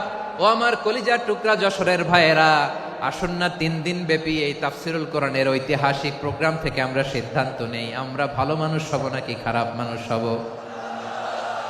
কলিজা থেকে, প্রাণ থেকে আওয়াজ করে সবাই বলুন, ভালো মানুষ নাকি খারাপ মানুষ? ভালো মানুষ হইতে হবে। ভালো মানুষ যারা জগৎটাকে এনলাইটেন করবে, যারা এনলাইটেন করবে, যারা সত্যের বীর সেনানী হয়ে দাঁড়াবে, যারা সত্যের পক্ষে কথা বলবে, যারা জালিমের মসনদকে ভেঙে খান খান করে দেবে। এরকম হওয়ার দরকার আছে না নাই? এরকম ভালো মানুষ আমরা হতে চাই কি চাই না? মানুষকে যত্ন নিলে মানুষ যে কত ভালো হয় আপনি কল্পনাও করতে পারবেন না। এই যে আপনাদের যশোরে যে ভালো ছেলেগুলো আছে, যে ভালো তরুণগুলো আছে, যে যুবকগুলো আছে, যে ভালো আলেমরা আছে, ভালো নেতারা আছে, সবাই যদি তাদের মতো হতো, পুরো যশোরটা একটা জান্নাতের টুকরা হয়ে যেত। আওয়াজ করে বলেন ঠিক কিনা? মানুষকে নার্চারিং করলে, মানুষকে পলিশ করলে, মানুষকে গ্রুমিং করলে, মানুষকে সঠিক তারবিয়া দিলে মানুষ অনন্য হয়ে ওঠে। প্রতিটি মানুষ অনন্য। আমি অনন্য, আপনি অনন্য, আমরা সবাই অনন্য। সুবহানাল্লাহ বলেন। মানুষকে আল্লাহ তাআলা দিয়েছেন অসীম ক্ষমতা, অসীম ক্ষমতা। সুবহানাল্লাহ। একটা মানুষ পারে না এমন কিছু নাই, একটা মানুষ পারে না এমন কিছু নাই। বিশ্বাস করতে হবে, মানুষ যা কল্পনা করতে পারে ওইটা মানুষ করে দেখাতে পারে। যশোরের ভাইয়ের, আই রিপিট, আমি আবারও বলছি, এই চিল্লাচিল্লি করলে আমার এই গুরুত্বপূর্ণ কথা তোমরা মিস করবা, মিস করবা। কপাল পড়া হয়েও না, আওয়াজ করে কপাল পড়া হবে না। আমার দিকে তাকাও। মানুষ, মানুষ যা কল্পনা করতে পারে সেটা মানুষ করে দেখাতে পারে। তুমি তোমার কল্পনার রাজ্যকে সাজাও, তোমাকে হারাতে পারে এমন কোন শক্তি আল্লাহর জমিনে নাই। তোমার কি শক্তি, কি সম্ভাবনা তুমি জানোই না মিয়া। তুমি এদিকে তাকাও কেন? তোমার রাস্তা তো ওই দূরে। তুমি কোথায় যাবে, আল্লাহ তোমার টেনে কোথায় নিয়ে যাবে তুমি কিছুই জানো না। Plan big, dream big. কল্পনার শক্তিকে বড় করো। মানুষ যা কল্পনা করতে পারে মানুষ তা করে দেখাতে পারে। মানুষের কাছে অসাধ্য কিছু নাই মৃত্যু ছাড়া, অ্যাকসেপ্ট ডেথ। মৃত্যু ছাড়া মানুষ সবকিছুকে জয় করতে পারে। মৃত্যু ছাড়া যে কোনো অসাধ্যকে সাধন করার ক্ষমতা মানুষকে দিয়ে দিয়েছে কে? হারার জন্য তোমার জন্মই হয় নাই, তোমার জন্ম হয়েছে জিতার জন্য, বিজয়ের জন্য তোমার জন্ম। মানুষের শুরুটাই হয় বিজয় দিয়ে। যশোর, আওয়াজ করে বলো, মানুষের শুরু হয় কি দিয়ে? আমরা যখন আমার পিতার পৃষ্ঠদেশে ছিলাম, পিতার পৃষ্ঠদেশ থেকে শুক্রাণু যখন মায়ের গর্ভদেশে যেয়ে পড়ে, কতটা শুক্রাণু ভ্রমণ শুরু করে জানো? 20 কোটি শুক্রাণু। একবার সিমেন আউট হলে সেখানে 20 কোটি শুক্রাণু থাকে, ভ্রমণ শুরু করে। ওই 20 কোটি শুক্রাণুর মধ্য থেকে তুমি আমি আজকে এক বিকশিত শুক্রাণু মানব রূপে পৃথিবীতে এসেছি। সুবহানাল্লাহ। ওই 20 কোটি শুক্রাণুর প্রতিযোগিতায় সবাইরে পেছনে ফেলে সেদিন আমি সফল হয়েছিলাম, সেদিন আমি বিজয়ী হয়েছিলাম। সেদিন আমি এত ছোট ছিলাম, মাইক্রোস্কোপ দিয়েও আমার অস্তিত্ব টের পাওয়া যায় না। আমি এত তুচ্ছ ছিলাম, নগণ্য ছিলাম। আমার কান ছিল না, আমার চোখ ছিল না, আমার হাত ছিল না, আমার জন্য রিকমেন্ডেশন করার মতো মামু ছিল না, খালা ছিল না, কেউ ছিল না। তারপরেও ওই প্রতিযোগিতায়, ওই কম্পিটিশনে যখন আমারে কেউ হারাতে পারে নাই, আল্লাহর জমিনেও আমারে কেউ হারাতে পারে না। হারার জন্য তোমার জন্মই হয় নাই, তুমি আসছই জিতার জন্য। সুবহানাল্লাহ। বিশ্বনবী বলেন, আন্নাসু মাআদিন কামাআদিনি যাহাবি ওয়াল ফিদ্দা খিয়ারুহুম ফিল জাহিলিয়াতি খিয়ারুহুম ফিল ইসলাম। Peoples are like mines of gold and silver. সোনার খনি, রূপার খনি, এর চেয়েও বড় খনি হচ্ছে এই মানব সম্পদের খনি। আওয়াজ করে বলেন আল্লাহু আকবার। আল্লাহ তাআলা এই সম্পদ আমাদেরকে দিছে। বিশ্বনবী বলেন, মানুষ হচ্ছে খনির মতো। খিয়ারুহুম ফিল জাহিলিয়াতি খিয়ারুহুম ফিল ইসলাম। জাহিলি যুগে যারা সেরা, ইসলামেও তারা সেরা। ইদা ফাকুহু, যদি তারা বুঝবান হয় তাহলে তাদেরকে সেরা বানায় দিবে কে? তাহলে মানুষের চেয়ে সেরা কেউ হতে পারে? মানুষের চেয়ে অনন্য কেউ হতে পারে? মানুষকে কেউ হারাতে পারে? আওয়াজ করে বলো, তোমাকে কেউ হারাতে পারবে? এই সাহস জাগছে আজকের আলোচনা থেকে। আমি তুমি অনন্য, আমাকে তোমাকে হারায় দেওয়া এত সহজ না, ঠিক কিনা? একটা কথা জীবনের সাথে সেট করে নিতে হবে, আমি জিতি নয় শিখি, আমি কখনো হারি না। জীবনের সাথে সেট করে নাও, জেনজি অফ যশোর, আমি কখনো হারি না, আমি হয় জিতি নয় শিখি। চিল্লায় বলো ঠিক কিনা? আমি কখনো হারি না, আমার হারানো এত সোজা না। কি সাহস জাগছে? বুকে সাহস জাগছে? তাকবীর পড়ো, লিল্লাহে তাকবীর। তাহলে বিশ্বনবী বললেন, নাসু মাআদিন, মানুষ হচ্ছে খনি। এই ধাক্কা ধাক্কি আমি জানি এগুলো ভালোবাসার ধাক্কা ধাক্কি, এজন্য আমি সহ্য করে নেই। এগুলো যে ভালোবাসার ধাক্কা ধাক্কি এটা আমরা বুঝি। পৃথিবীর কোন আইন, সিকিউরিটি প্রটোকল দিয়ে এটারে মানানো যাবে না, কারণ এটা তো ভালোবাসা, লাভ। লাভ কোনো আইন কানুন দিয়ে বাধা যায় না, মানানো যায় না, ঠিক কিনা বলো?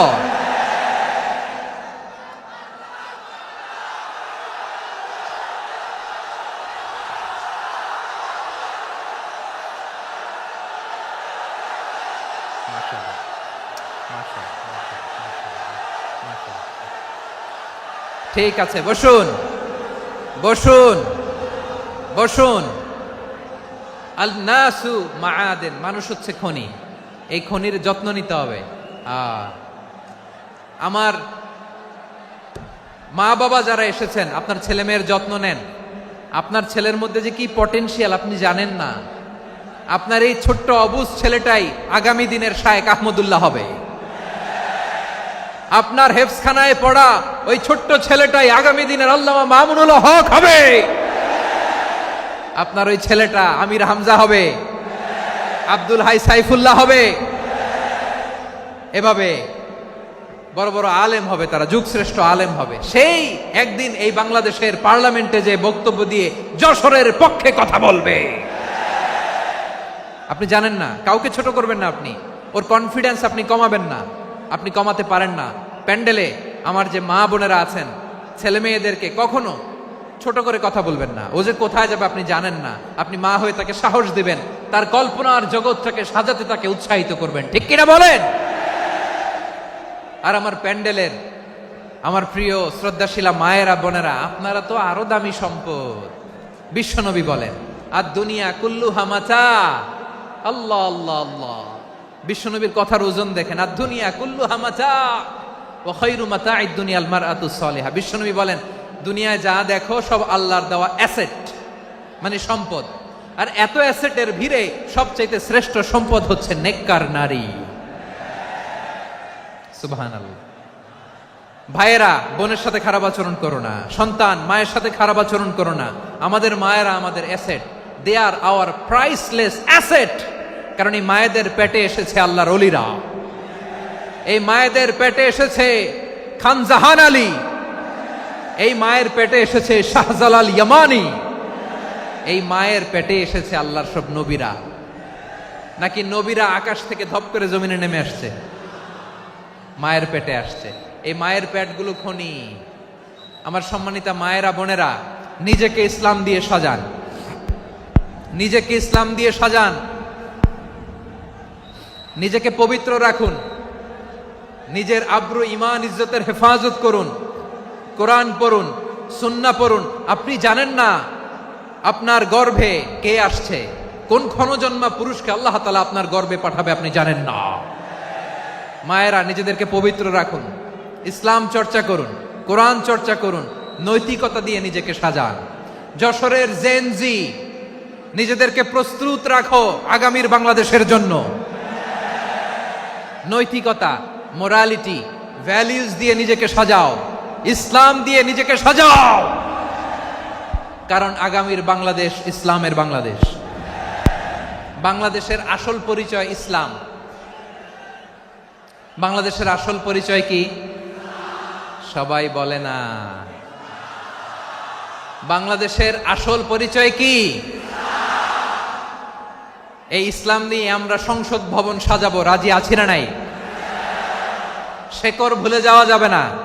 আমরা ধাপে ধাপে শারিয়া আইনের দিকে যাব ইনশাআল্লাহ, কিন্তু জঙ্গিবাদ দিয়ে নয়, কট্টরপন্থা দিয়ে নয়।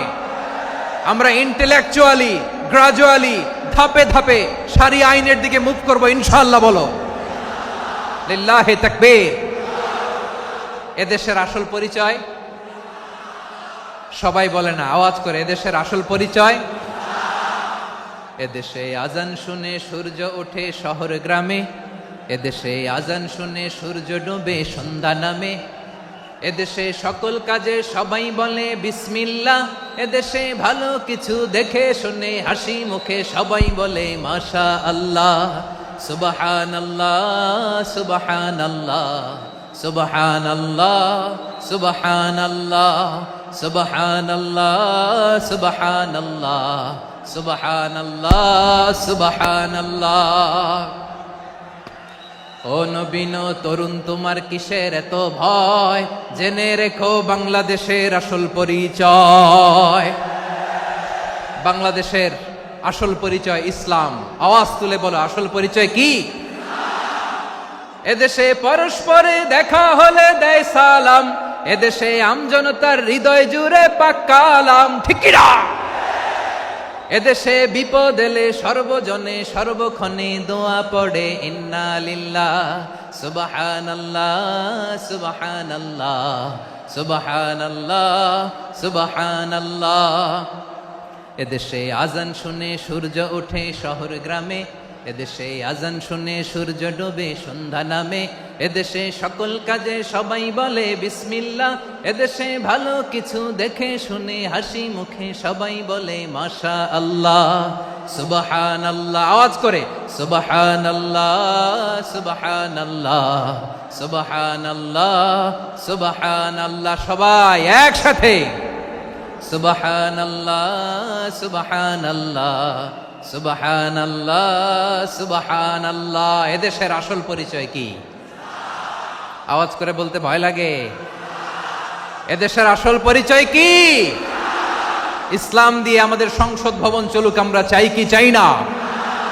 বঙ্গভবনে লা ইলাহা ইল্লাল্লাহর পতাকা উড়ুক, আমরা চাই কি চাই না? প্রতিটি জেলা অফিসে, ডিসি অফিসে লা ইলাহার পতাকা ঝুলুক, আমরা চাই কি চাই না? কারা কারা চাই হাত তুলে আল্লাহরে দেখায়।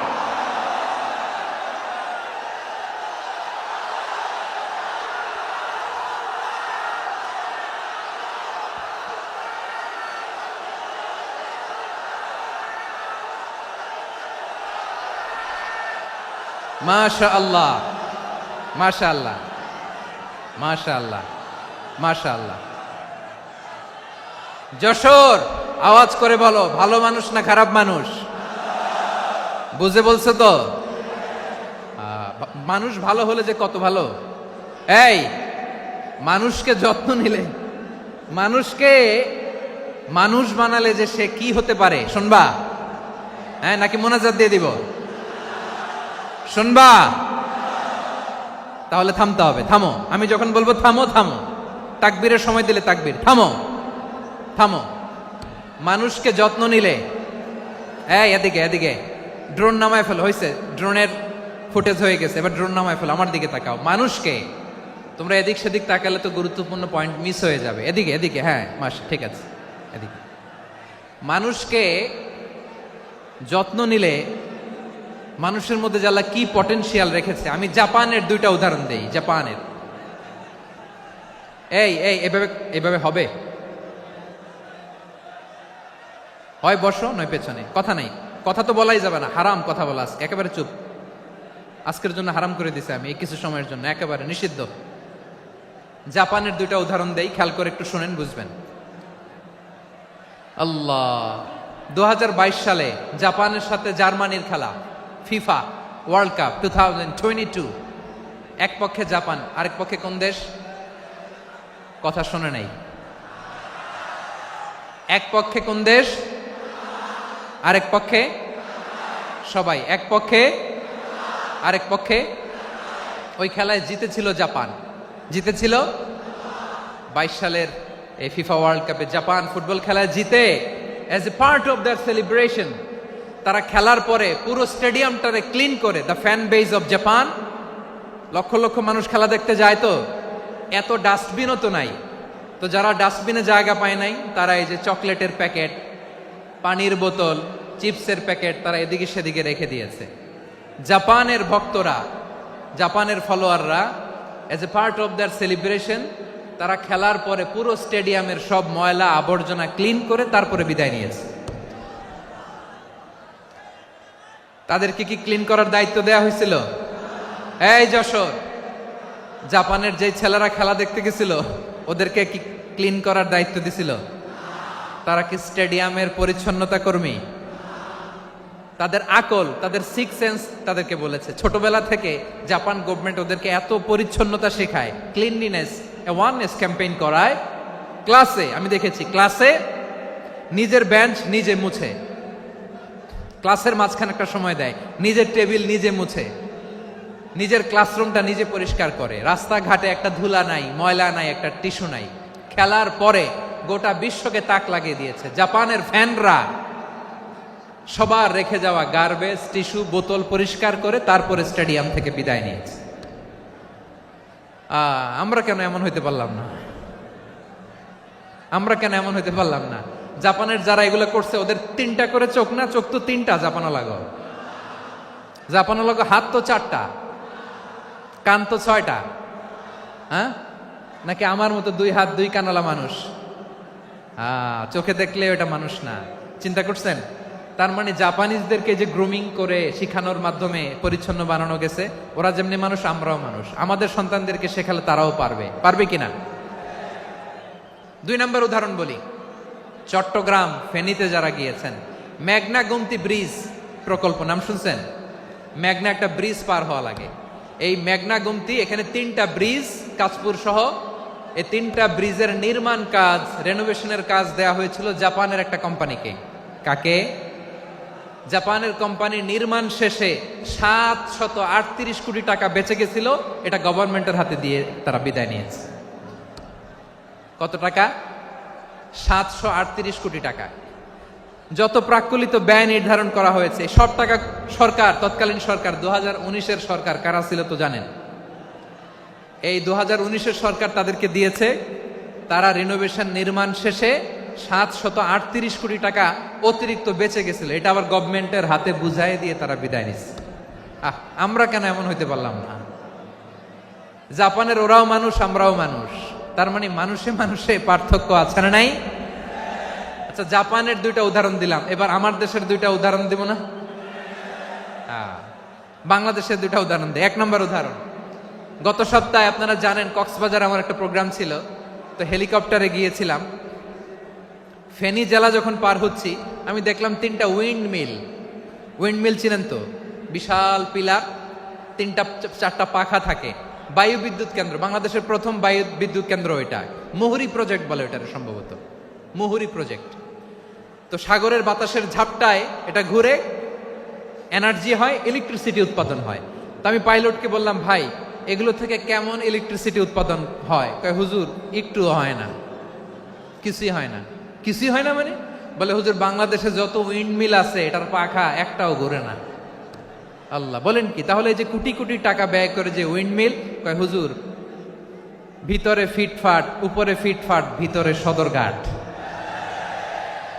তার মানে কোটি কোটি টাকা দিয়ে এই উইন্ডমিল বানায়, এখানে কিছু নাই, দুর্নীতির আড্ডাখানা, আখড়াখানা বাংলাদেশ, ঠিক কিনা বলেন? হায় রে, জাপানিজরাও মানুষ, আমরাও মানুষ। আমার এক নিকটাত্মীয় সরকারি চাকরিজীবী, উনি আমাকে বললেন, বাংলাদেশের আরেকটা উদাহরণ দেখি, উনি আমাকে বললেন যে প্রতি বছর আমাদের অফিসের ফার্নিচার চেঞ্জ করে। আমি বললাম প্রতি বছর ফার্নিচার চেঞ্জ করে কেন? বলে যে ফার্নিচার নতুন পারচেজ করলেই তো ওইখানে টাকা, নতুন কিনতে পারলেই টাকা, নতুন উন্নয়নের সবক শোনাতে পারলেই টাকা। প্রথম আলোর রিপোর্ট, কি আলো? প্রথম আলোর রিপোর্ট, গত 15 বছরে উন্নয়নের নামে লুটপাট হয়েছে প্রায় 3.25 লাখ কোটি টাকা। কার রিপোর্ট? আমাদের বানানো কথা, প্রথম আলোর রিপোর্ট। গত 15 বছরে কারা ছিল জানেন তো? হ্যাঁ, শুধু ওনাদেরকেই দোষ দিয়ে লাভ নাই। স্বাধীনতার পর থেকে শুধু শাসকের হাত বদল হয়েছে, আমরা কিছু পাই নাই, ঠিক কিনা বলেন? শুধু ওনাদের দোষ দিয়ে কি লাভ? একদল খাইছে, আরেক দল খাওয়ার জন্য রেডি হয়ে আছে।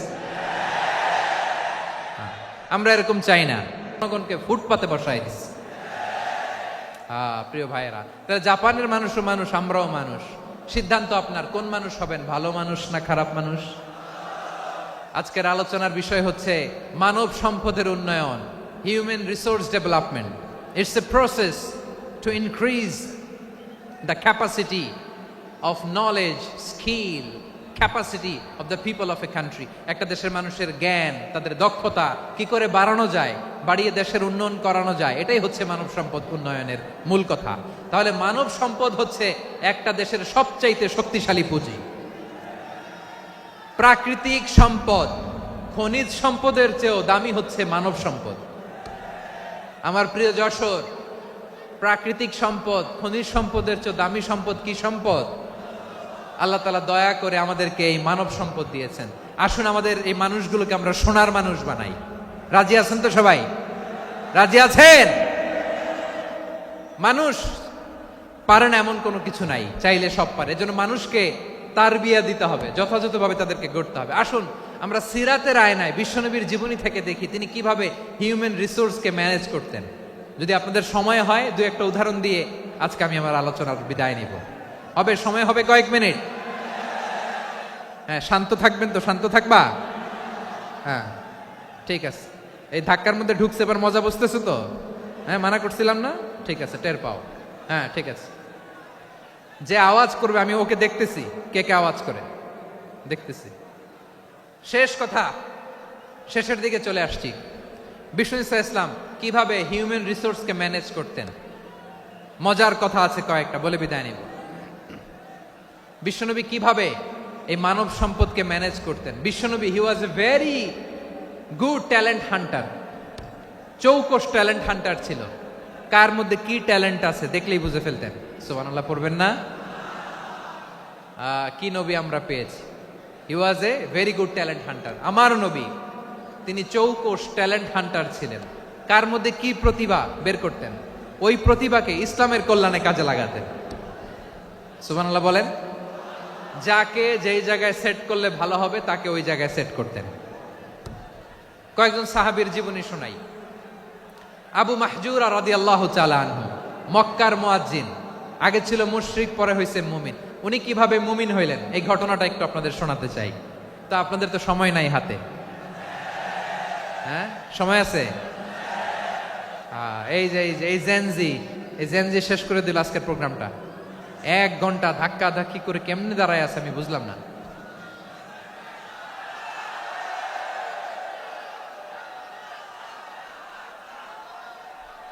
না না তাকবির না, চুপ করতে হবে। What I need you stop, just shut up, চুপ। হ্যাঁ ঠিক আছে, এভাবে। আবু মাহজুরা রাদিয়াল্লাহু তাআলা আনহু কিভাবে মুসলিম হলেন আওয়াজ করে শুনেন। হুনাইনের যুদ্ধ 8ম হিজরি, বিষ্ণু ঈসা ইসলাম হুনাইনের যুদ্ধ শেষে ফিরতেছেন, পথিমধ্যে বেলাল রাদিয়াল্লাহু তাআলা আনহু, এই যে আবার কথা, আই রে আল্লাহ রে, এখানে ধাক্কা ধাক্কি কেন? চলে যাও, পেছনে যাও, যাও পেছনে যাও। কি আজীব তামাশা, যেখানে যায় এখানে ধাক্কা ধাক্কি, মারামারি, গায়ের উপরে কাঁধের উপরে শাউটিং। অনেক গুরুত্বপূর্ণ কথা পয়েন্ট করে নিয়ে আসে যে বলবো, এই শাউট করার কারণে প্রোগ্রামটাই নষ্ট করে দেয়। আসছে আমার ভালোবাসা দেখাইতে, প্রোগ্রামটাই শেষ করে দিয়ে চলে যায়। স্টপ, আবার কথা বল, স্টপ। হুনাইনের যুদ্ধে 8ম হিজরি, কত হিজরি সবাই বলেন না একটু, কত হিজরি? 8ম হিজরিতে হুনাইনের যুদ্ধে রাসূল সাল্লাল্লাহু আলাইহি ওয়াসাল্লাম ফিরে আসতেছেন মদিনায়। পথিমধ্যে বেলাল রাদিয়াল্লাহু তাআলা আনহু আজান দিচ্ছেন। কি দিচ্ছেন? তো পাশে ছিল মুশরিকদের একটা পল্লী, কিছু মুশরিক তরুণ, কিছু অমুসলিম কিশোর, তারা আজানকে ব্যঙ্গ করতেছে, আমাদের বাংলায় মুখ ভেঙ্গানো বলে আর কি। বেলাল রাদিয়াল্লাহু তাআলা আনহু আজান দিচ্ছেন, ওই বাচ্চাগুলো মুশরিক, তো ওরা আজানকে ব্যঙ্গ করতেছে, বিকৃতি করে ওরাও আজান দিচ্ছে। উদ্দেশ্য হচ্ছে আজানকে নিয়ে ঠাট্টা করা। উদ্দেশ্য কি? ঠাট্টা করা। ব্যাপারটা মনে কষ্ট পাওয়ার মতো ব্যাপার না? কিন্তু বিশ্বনবী ওইখানে দেখেন কি খুঁজলেন। বিশ্বনবী খেয়াল করলেন অমুসলিম কিশোরদের মধ্য থেকে একটা কিশোরের গলাটা বড় দরাজ গলা, কণ্ঠটা বড় সুন্দর।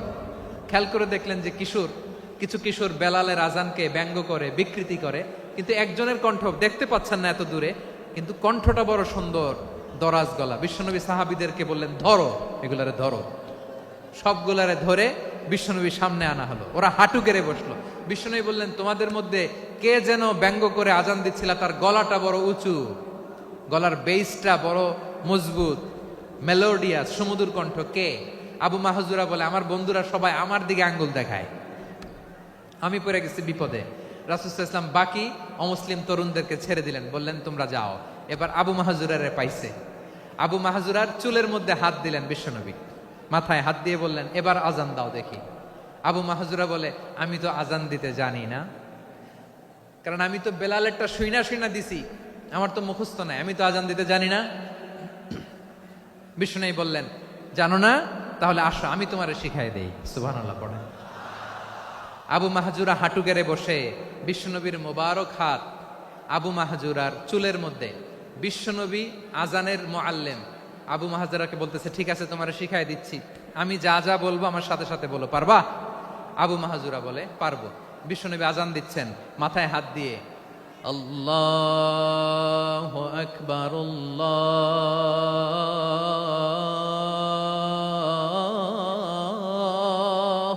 আকবার। আবু মাহজুরা এই বাক্যটা পড়লেন। বিশ্বনবী দ্বিতীয় বাক্য পড়তে আরম্ভ করলেন, আল্লাহু আকবার, আল্লাহু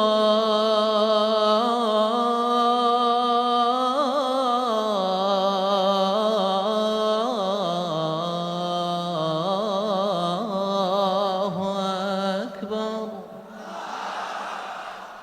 আবু মাহজুরা এই বাক্যটাও বললেন। বিশ্বনবী আবু মাহজুরার মাথার মধ্যে হাত দিয়ে তৃতীয় বাক্য বললেন, আশহাদু আল্লা ইলাহা ইল্লাল্লাহ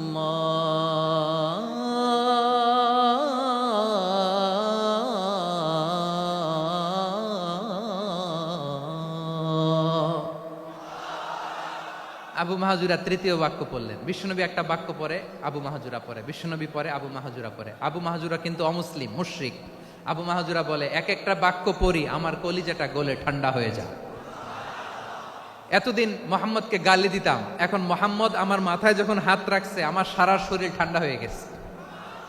বিশ্বনবী আজান শিখাচ্ছেন, একটা একটা বাক্য পড়ে আবু মাহজুরাও পড়ে, বিশ্বনবী পড়ে আবু মাহজুরাও পড়ে। পুরো বাক্যগুলো যখন শেষ, আজান শেষ, আবু মাহজুরাও যখন পুরো আজান পড়লেন, আবু মাহজুরা বললেন, এতদিন মোহাম্মদের চেহারা দেখলে আমার ঘৃণা লাগতো, আজ থেকে মোহাম্মদের চেহারার চেয়ে প্রিয় চেহারা আমার কাছে নাই। আবু মাহজুরা বললেন, ও মুহাম্মদ, আজানের বাক্য তো আপনি আমারে শেখালেন, এখানেই শেষ করবেন না, আপনি আমারে পড়ায় দেন, লা ইলাহা ইল্লাল্লাহু মুহাম্মাদুর রাসূলুল্লাহ সাল্লাল্লাহু আলাইহি ওয়াসাল্লাম। বিশ্বনবীর সাথে দাঁড়িয়ে উনি শাহাদা পড়ে মুসলমান হয়ে গেলেন। এবার আবু মাহজুরা বলে, ইয়া রাসূলুল্লাহ, ইয়া হাবিবাল্লাহ, আমি মুমিন হয়েছি, মুসলমান হয়েছি, আপনার কাছ থেকে আজান শিখার সৌভাগ্য আমি লাভ করেছি গো নবী। আমার কণ্ঠের বড় তারিফ করেছেন, আপনি আমার আজানকে আপনি পছন্দ করেছেন। একটা জিনিস আপনার কাছে চাই, আপনি আমাকে মক্কার মসজিদুল হারামের মুয়াজ্জিন হিসেবে অ্যাপয়েন্ট করে দে। বিষ্ণু ইসা ইসলাম বললেন, যাও আবু মাহজুরা, আমি তোমাকে পৃথিবীর শ্রেষ্ঠতম মসজিদ মক্কার মসজিদুল হারামের মুয়াজ্জিন হিসেবে অ্যাপয়েন্ট করে দিলাম।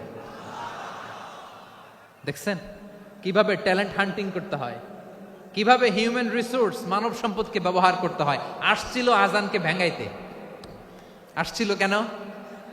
আজানকে ব্যঙ্গ করার জন্য, বিকৃত করার জন্য। আজানকে বিকৃত করতে যে ইসলামের সবচেয়ে শ্রেষ্ঠ মসজিদের মুয়াজ্জিন হয়ে গেল। পড়েন সুবহানাল্লাহ। হযরত আবু মাহজুরা রাদিয়াল্লাহু তাআলা আনহু ওনার এই সুললিত কণ্ঠ ব্যবহার করে মসজিদুল হারামে এত সুন্দর করে আল্লাহু আকবার বলে আজান দিতেন, মানুষগুলোর, মুসল্লিগুলোর, মক্কাবাসীর হৃদয়কে তিনি বিগলিত করে দিতেন, মানুষের হৃদয়কে ঠান্ডা হয়ে যেত। শুধু এখানেই শেষ না আমার যশোরের ভাইয়েরা। বিশ্বনবী যখন সাইয়েদনা আবু মাহজুরা রাদিয়াল্লাহু তাআলা আনহুকে আজান শিখাচ্ছিলেন, বলেন তো বিশ্বনবীর হাতটা কোথায় ছিল? আবু মাহজুরার মাথার সামনে, এই চুলের উপরে ছিল। আবু মাহজুরা ওই স্মৃতিটাকে ধারণ করবার জন্য, ওই স্মৃতিকে বহন করার জন্য বিশ্বনবীর মোবারক হাত আবু মাহজুরার কপালের চুলের যেই জায়গায় লেগেছে, মৃত্যুর আগের দিন পর্যন্ত আবু মাহজুরা মাথার ওই চুলে কোনোদিন ছুরি আর কামার লাগায় নাই, সেখানে কেচি লাগায় নাই, চুলের মধ্যে খুর লাগায় নাই। আবু মাহজুরা ডান দিকের চুল কাটতো, বাম দিকের চুল কাটতো, পেছনের চুল কাটতো, সামনের চুল কাটতো না। আবু মাহজুরা রাদিয়াল্লাহু তাআলা আনহুর সামনের চুলগুলো বড় হতে হতে যখন এত বড় হয়ে যায়, তিনি চুলগুলো পেঁচিয়ে মাথার মধ্যে রাখতেন, তারপরে তিনি পাগড়ি পরতেন। সবাই জিজ্ঞেস করতো, আবু মাহজুরা, এটা আবার কেমন স্টাইল? দেখতে তোমারে কি বিদঘুটে লাগে, কেমন অড লাগে, কেমন খারাপ দেখা যায়। মক্কায় এমন কোন মানুষ তো দেখি নাই, ডানে চুল কাটে, বায়ে চুল কাটে, পেছনে চুল কাটে, সামনে কাটে না। ওরে আবু মাহজুরা, কেমন দেখা যায় তোমারে, তুমি সামনের চুল কাটো না কেন? আবু মাহজুরা বলে, আমি হাঁটু গেড়ে পেয়ারা নবীর সামনে বসেছিলাম, আমার এই মাথার চুলের মধ্যে মুবারক হাত লাগিয়ে বিশ্বনবী নিজে আমাকে আজানের প্রতিটা বাক্য শিক্ষা দিয়েছেন। বিশ্বনবীর মোবারক হাত, পবিত্র হাত আমার মাথার চুলের যেই জায়গায় লেগেছে, আমি চাই ওই চুলগুলা নিয়ে আমি আমার কবরের ভিতরে যাব। সাইয়েদনা আবু মাহজুরা রাদিয়াল্লাহু তাআলা আনহু ইন্তেকালের আগের পর্যন্ত মাথার সামনের চুলগুলা কাটে নাই। মাথার সামনের চুল তিনি কাটেন নাই। সুবহানাল্লাহি বিহামদি। কেমন ভালোবাসতেন বিশ্বনবী সাহাবীদেরকে, সাহাবারা কেমন ভালোবাসতেন বিশ্বনবীকে। সামনের চুলগুলো বড় হতে হতে এত বড় ছিল, পেঁচিয়ে রেখে পাগড়ি পরতেন, কাটতেন না। নবীর হাত লেগেছিল। সুবহানাল্লাহ পড়েন। তাহলে what is the lesson, moral of the story কি? মোরাল অফ দ্য স্টোরি হচ্ছে, আসছিল আজানকে ব্যঙ্গ করার জন্য, বিকৃত করার জন্য, হয়ে গেল মসজিদুল হারামের মুয়াজ্জিন। দেখেন বিশ্বনবী একটা খারাপ সিচুয়েশনের মধ্যে থেকে কি ভালো জিনিস বের করে আনলেন। আমি যে শুরুতে বলেছি কিভাবে তিনি হিউম্যান রিসোর্সকে ডেভেলপ করেছেন, ম্যানেজ করেছেন। তিনি যে চৌকুশ ট্যালেন্ট হান্টার ছিল দেখেন, সবার মধ্যে থেকে এর বাছাই করে মুয়াজ্জিন বানাই দিয়েছেন। সুবহানাল্লাহ পড়েন। তার মানে এই না সবাইরে ধরে ধরে উনি মুয়াজ্জিন বানাইছেন। যার যেই ট্যালেন্ট আছে তাকে ওই কাজে অ্যাসাইন করেছেন। যার যেই প্রতিভা আছে তার প্রতিভাকে ইসলামের কাজে লাগিয়েছেন। সুবহানাল্লাহ পড়েন। যায়েদ বিন সাবেত রাদিয়াল্লাহু তাআলা আনহু নাম শুনেছেন? যশোর কথা বেরোয় না। যদি জিগায় সালমান খানের নাম শুনছেন, সবাই হাত তুলবে, জি হুজুর শুনছি, মানে সব দেখা শেষ। সালমান খান, আমির খান, অমুক খান, সব খান মুখস্থ, কিন্তু যায়েদ বিন সাবেতের নাম মুখস্থ নাই মুসলমানদের। যেই সাহাবী মাথার সামনের চুল কাটে নাই, মসজিদুল হারামের মুয়াজ্জিন বানাইছেন বিশ্বনবী, সাহাবীর নাম কি? খায়া ফেলাইস, স্লোগানের সাথে খায়া ফেলাইস। আবু মাহজুরা। কি নাম? আবু মাহজুরা আল জুমাহি রাদিয়াল্লাহু তাআলা আনহু। এই নামটা আজকে নিয়ে যাইতে হবে যশোর। আবু মাহজুরা রাদিয়াল্লাহু তাআলা আনহু। 2 নম্বরে বলছিলাম যায়েদ বিন সাবেত রাদিয়াল্লাহু তাআলা আনহু। বিশ্বনবী দেখলেন মদিনার এই আনসারী সাহাবী হাইলি ট্যালেন্টেড, ইন্টেলেকচুয়াল, মেরিটোরিয়াস, জ্ঞানের প্রতি তার আকর্ষণ, মারাত্মক আকর্ষণ। বিশ্বনবী তাকে দায়িত্ব দিলেন, কোরআন যা নাজিল হয় তুমি লিখো, কাতিবুল ওয়াহি বানায় দিলেন। সুবহানাল্লাহ। যায়েদ বিন সাবেতরে আবার আজান শিখান নাই, কারণ তার মধ্যে বিশ্বনবীর প্রতিভা দেখেছেন, একাডেমিক প্রতিভা। বিশ্বনবীর একাডেমিক প্রজেক্টগুলো তিনি হ্যান্ডেল করতেন। যায়েদ বিন সাবেত ছিল বিশ্বনবীর ব্যক্তিগত সচিব। কি ছিল? ব্যক্তিগত সচিব। বোঝেন নাই? বিশ্বনবীর ব্যক্তিগত সচিব এবং দোভাষী। ইহুদিরা কিছু লিখে দিলে এটার অর্থ বিশ্বনবীরে বুঝায় দিতেন, আবার ইহুদিদের কাছে কিছু লিখতে হলে তিনি লিখে দিতেন। বিশ্বনবী একদিন বললেন, ইন্নী ওয়াল্লাহি মা আমানু ইয়াহুদা আলা কিতাব। ইহুদিরা যে চিঠি পাঠায় অর্থ তো বুঝি না, আরেক ইহুদি আইনে অর্থ করা লাগে। আবার ইহুদিদের কাছে কিছু লিখে পাঠাইতে চাইলে আমরা তো লিখতে পারি না, ইহুদিরে দিয়ে লেখা লাগে। ওরা যে পয়রা শোনায় লিখে দেয়, আমি ওদের বিশ্বাস করি না, আমার নিজের একজন লোক দরকার। বিশ্বনবী এই যায়েদ বিন সাবেতকে চুজ করলেন ল্যাঙ্গুয়েজের জন্য। উনি বললেন, যায়েদ তোমার সফট স্কিলকে ডেভেলপ করতে হবে, তুমি হিব্রু ল্যাঙ্গুয়েজ শিখে ফেলো। যায়েদ বিন সাবেত বলল, বিশ্বনবীর মোটিভেশন আর ইন্সপিরেশন পেয়ে আমি 15 দিনে ইহুদিদের এই হিব্রু ল্যাঙ্গুয়েজ শিখে ফেললাম। শুধু শিখে ফেললাম না, হাত্তা হাদিকতু, even I became master in the language. এই ভাষা আমি পারদর্শী হয়ে গেলাম। এরপরে ইহুদিরা চিঠি লিখে পাঠালে আর কোনো ইহুদি ডাকা লাগতো না, আমি নবীর এটার অর্থ শুনে পরে বুঝায় দিতাম। আবার ইহুদিদের কাছে চিঠি লেখা লাগলে আমি যায়েদ বিন সাবেত চিঠি লিখে দিতাম। সুবহানাল্লাহ। দেখেন, এত সাহাবীর মধ্য থেকে বিশ্বনবীর একাডেমিক প্রজেক্ট, ব্যক্তিগত সচিব, দোভাষী হিসেবে তিনি যায়েদ বিন সাবেতের মতো তরুণকে নির্বাচিত করেছেন। কেমন ট্যালেন্ট হান্টার ছিল আমার নবী। সুবহানাল্লাহ পড়বেন না? বিশ্বনবীর ইন্তেকালের পরে সাইয়েদনা আবু বকর রাদিয়াল্লাহু তাআলা আনহু যখন খলিফা হয়ে আসলেন, কোরআনকে সংকলনের দায়িত্ব দেয়া লাগবে, কোন সাহাবীকে দিবেন? সব সাহাবারা মিলে পরামর্শ করলেন। সাইয়েদনা আবু বকর, ওমর সবাই মিলে এই বিশাল কোরআন সংকলনের গুরু দায়িত্ব বিশ্বনবীর ব্যক্তিগত সচিব, বিশ্বনবীর দোভাষী, বিশ্বনবীর সিলেক্ট করাই লোক যায়েদ ইবনে সাবেত রাদিয়াল্লাহু তাআলা আনহুকে দিয়েছে। কোরআনের কপি তো আজকে এখানে রাখে নাই। এই যে আজকের যে কোরআন পড়েন, এটা আগে এরকম ছিল না। কোরআন নাজিল হলে সাহাবারা চামড়ার, ওটের চামড়ায় লিখে ফেলতো, ওটের চ্যাপ্টা হাড্ডির মধ্যে লিখে ফেলতো, গাছের গুড়ির মধ্যে লিখে ফেলতো, বিভিন্ন জনের কাছে ছড়ানো ছিটানো ছিল। আবু বকর রাদিয়াল্লাহু তাআলা আনহু একসাথে করলেন, পরবর্তীতে উসমান রাদিয়াল্লাহু তাআলা আনহু একসাথে করলেন 114 সূরার। এখন এই মুসহাফ, এই কম্পাইলেশন, এই কপি আমরা পেয়েছি, যার হিউজ কন্ট্রিবিউশন ছিল। এই পুরো কোরআন কম্পাইলেশনের প্রজেক্ট ম্যানেজার ছিল যায়েদ বিন সাবেত রাদিয়াল্লাহু তাআলা।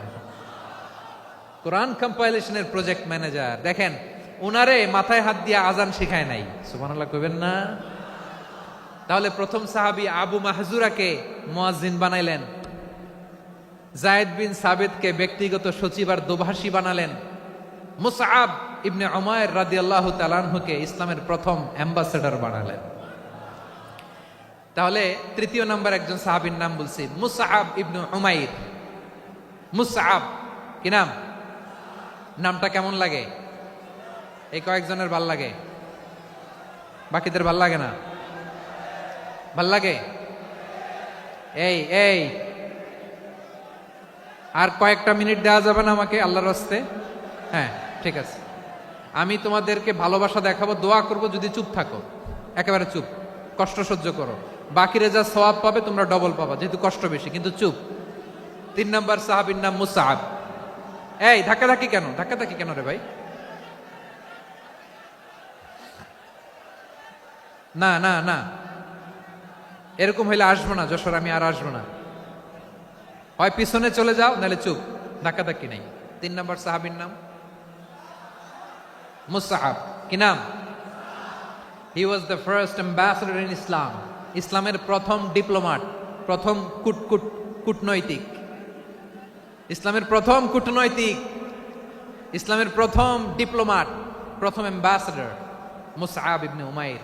মক্কার তরুণ যুবক, উনি পারফিউম লাগাইলে মানুষ দেখলেই বুঝতো এটা মুসআব লাগাইছে। এমন ড্যাশিং ফেসের ছিল, এমন স্মার্ট ড্যাশিং ফেস, এমন পার্সোনালিটির মানুষ ছিল মুসআব রাদিয়াল্লাহু তাআলা আনহু। কারণ যিনি ইসলামের স্পোকম্যান হবেন, মুখপাত্র হবেন, তার স্মার্ট হওয়ার দরকার আছে না নাই? আকাবার প্রথম শপথ যখন হলো, তাদের সাথে বিষ্ণু ঈসা ইসলাম মদিনাতে একজন মুখপাত্র পাঠালেন, ডিপ্লোমাটকে পাঠালেন, অ্যাম্বাসেডর অফ ইসলাম। তিনি হচ্ছেন মুসআব ইবনে উমাইর। পড়েন সুবহানাল্লাহ। বিশ্বনবী দেখলেন সে অনেক স্মার্ট, তার ডেডিকেশন আছে, সিনসিয়ারিটি আছে, এবং মদিনায় যে আউস খাজরাজ গোত্রের নেতাদের সাথে ডিল করতে হবে, ইহুদিদের সাথে ডিল করতে হবে, ওখানে একজন পাক্কা জানু খেলোয়াড়ের দরকার আছে না নাই? মুসআব ইবনে উমাইর রাদিয়াল্লাহু তাআলা আনহু, ওনাকে বিষ্ণু ঈসা ইসলাম চুজ করলেন। এবং বিষ্ণু ঈসা ইসলামের এই চুজিংটা, এই সিলেকশনটা এত সুন্দর ছিল, তিনি মদিনাতে যে বিশ্বনবী আসার আগেই মদিনার জমিনকে তিনি উর্বর করে ফেলছেন। প্রতিটা ঘরে ঘরে কালিমার দাওয়াত তিনি পৌঁছায় দিচ্ছেন। জুমার বিধান নাজিল হয়েছে, কিন্তু মক্কায় পরিবেশ নাই জুমা পালনের। বিষ্ণু ঈসা ইসলাম একজনকে দিয়ে খবর পাঠালেন, যাও মদিনায় মুসাবকে যে বলো, মুসাব তো আমার শিক্ষক, আমার স্পোকম্যান, মদিনাতে যেন তারা জুমা কায়েম করে। বিশ্বনবীর আগেই মুসআব মদিনার মুসলিমদেরকে নিয়ে মদিনায় প্রথম জুমা কায়েম করে ফেলছে। কোন সুবহানাল্লাহ। ডিপ্লোমাটদের কেমন হইতে হয়, অ্যাম্বাসেডারের কেমন হইতে হয়, মুসআব রাদিয়াল্লাহু তাআলা আনহুর কাছ থেকে শিখে নাও। মুসআব নামটা কেমন লাগে? যশোর যাদের সন্তান হবে, ছেলে সন্তান, আমার রাস্তায় পাইলে সবাই জিজ্ঞেস করে, হুজুর একটা নাম দেন, আমার ছেলে হবে। যশোরবাসীর জন্য আমি একটা নাম দিয়ে দিলাম, নাম রাখতে হবে মুসআব। কি নাম? নামটা যাদের ভাল লাগে, ছেলে সন্তান অনাগত আসবে, মনে চাইলে নাম রেখে দিবেন মুসআব রাদিয়াল্লাহু তাআলা আনহুর নামে মুসআব। তাহলে মুসআব রাদিয়াল্লাহু তাআলা আনহুকে বিশ্বনবী ল্যাঙ্গুয়েজ শিখান নাই, সফট স্কিল শিখান নাই। যায়েদ রাদিয়াল্লাহু, তিনি হিব্রু ল্যাঙ্গুয়েজ শিখেছেন, সুরিয়ানি শিখেছেন, কিন্তু মুসআবকে তিনি বানিয়েছেন the spokesman of Islam, the first diplomat, the ambassador of Islam. সুবহানাল্লাহ পড়বেন না?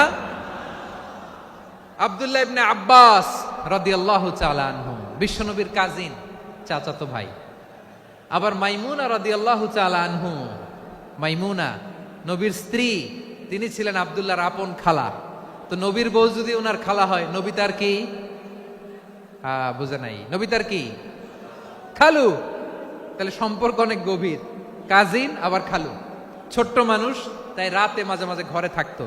বিশ্বনবী দেখলেন আব্দুল্লাহ যেহেতু আমার ঘরে ঢুকতে পারে, আব্দুল্লাহরে এই উম্মতের বড় শিক্ষাবিদ বানাইতে হবে। কথা বোঝে নাই? আব্দুল্লাহকে কি বানাইতে হবে? শিক্ষাবিদ, এডুকেটর অফ দিস উম্মাহ, এই উম্মার শিক্ষাবিদ বানাইতে হবে। তাই আব্দুল্লাহ ইবনে আব্বাসকে বিশ্বনবী হাতে কলমে শিক্ষা দিয়েছেন। আহারে, আর এরপরে যে কি ভাষা আসবে তোমাদের জন্য আমার মুখ থেকে আমি নিজেও জানি না, আমি নিজেও জানি না। 1 ঘন্টা যাবত ধাক্কা ধাক্কি মারামারি। তো আসতে বলছে কে তোমাকে? পেছনে চলে যাও, জায়গা না পেলে। পুরো প্রোগ্রামটাই নষ্ট করে দিল।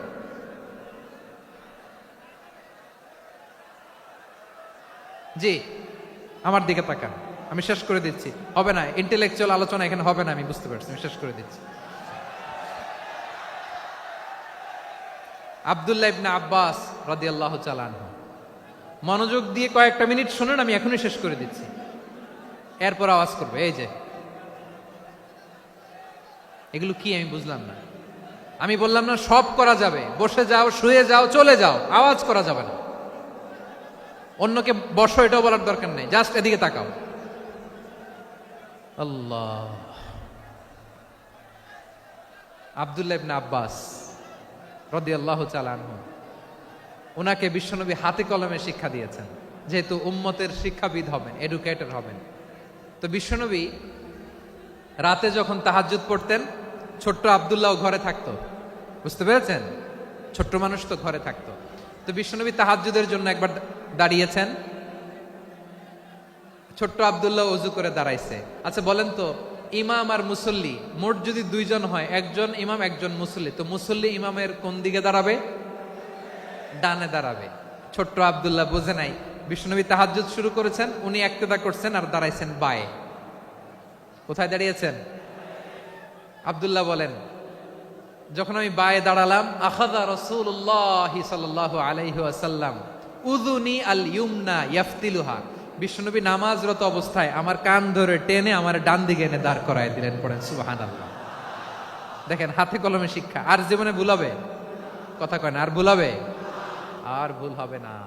এভাবে বিশ্বনবীর অনেক সঙ্গ পেয়েছেন, সফর করেছেন, একই বাহনে বসেছেন, এক বাহনে বসে লম্বা নাসিহত করেছেন, বলেছেন, ইয়া গোলাম ইহফাজিল্লাহ ইয়াহফাজকা, ইহফাজিল্লাহ তাজিদহু তুজাহাক, ইযা সাআলতা ফাসআলিল্লাহ ওয়া ইযা ইসতাআনতা ফাসতাইন বিল্লাহ। আল্লাহর বিধান মানো, আল্লাহর বিধান রক্ষা করো, আল্লাহ তোমায় রক্ষা করবে।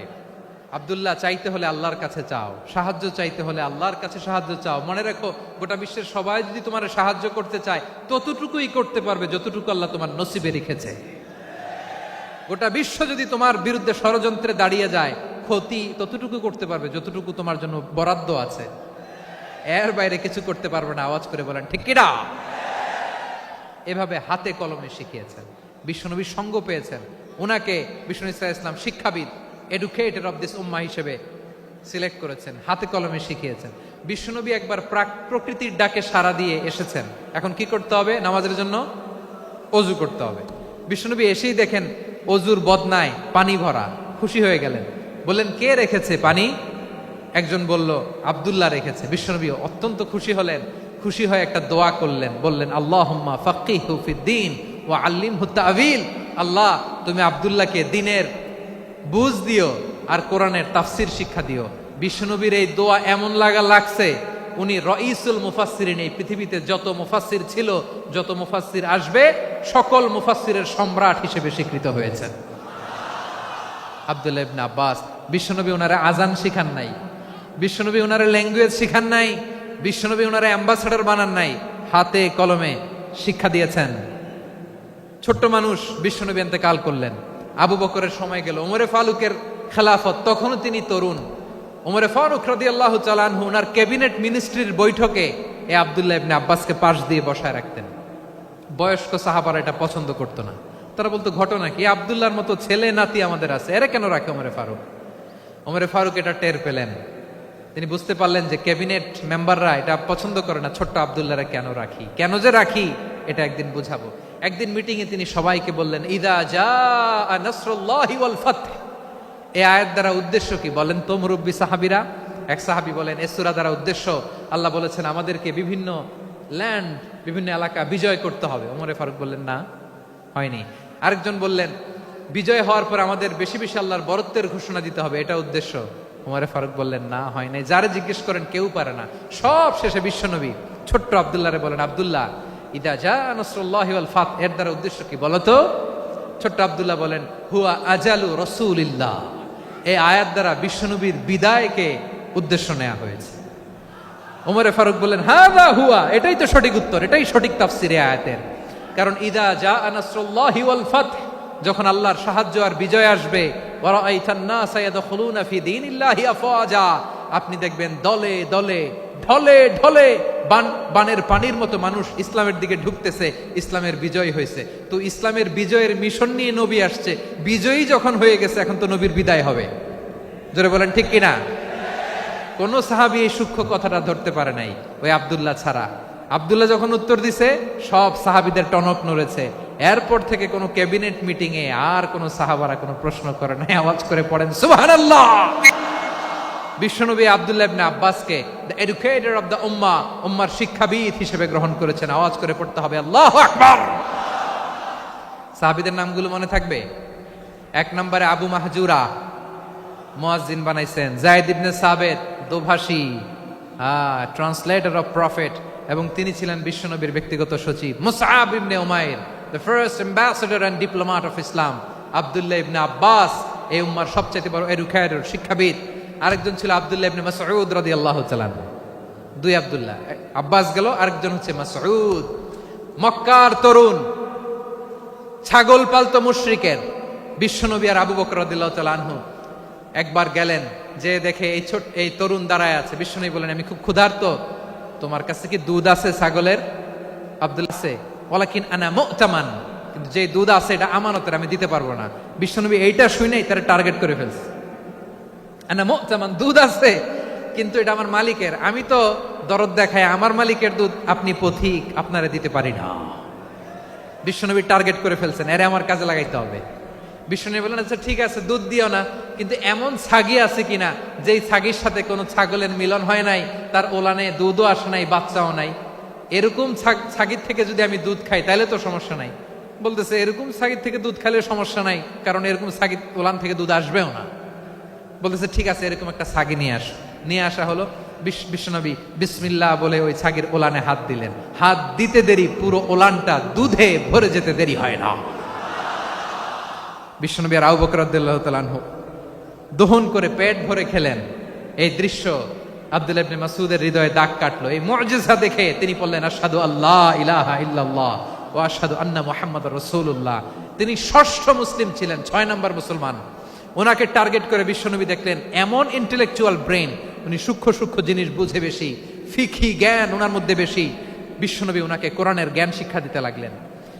উনি বিশ্বনবী সবার কাছে কোরআন শোনায়, কিন্তু বিশ্বনবী নিজে আব্দুল্লাহ ইবনে মাসউদের কাছ থেকে কোরআন শুনতো। বিশ্বনবী একবার বললেন, ইকরা আলাইয়া ইয়া মাসউদ। ইবনে মাসউদ, একবার শোনাও তো কোরআন দেখি। আব্দুল্লাহ ইবনে মাসউদ বলে, আকরাউ আলাইকা ওয়া আলাইকা উনজিল। নবী, আপনার উপর কোরআন নাজিল হয় আর আমি আপনার সামনে কোরআন পড়ব। বিশ্বনবী বললেন, ইন্নী উহিব্বু আন আসমাআহু মিন গায়রি। আমি নিজে পড়তে যেমনি ভালোবাসি, অন্যে পড়ুক আমি শুনবো, এটাও আমি ভালোবাসি। সূরা নিসা তিনি তেলাওয়াত করে শুনিয়েছেন। এমন সূক্ষ্ম সূক্ষ্ম বিষয় বিশ্বনবী ওনাকে ধরিয়ে দিয়েছেন। উনি হয়ে গিয়েছেন, আব্দুল্লাহ ইবনে আব্বাস হয়েছেন রাইসুল মুফাসসিরিন, উনি হয়ে গিয়েছেন ফাকিহুল উম্মাহ। ওনার চাইতে বড় ফকি এই পৃথিবী আর দেখবে না। চিল্লায় বলেন সুবহানাল্লাহ। উনি বলতেন, ওয়াল্লাহি ওয়াল্লাহি ইল্লাযী লা ইলাহা গায়রু মা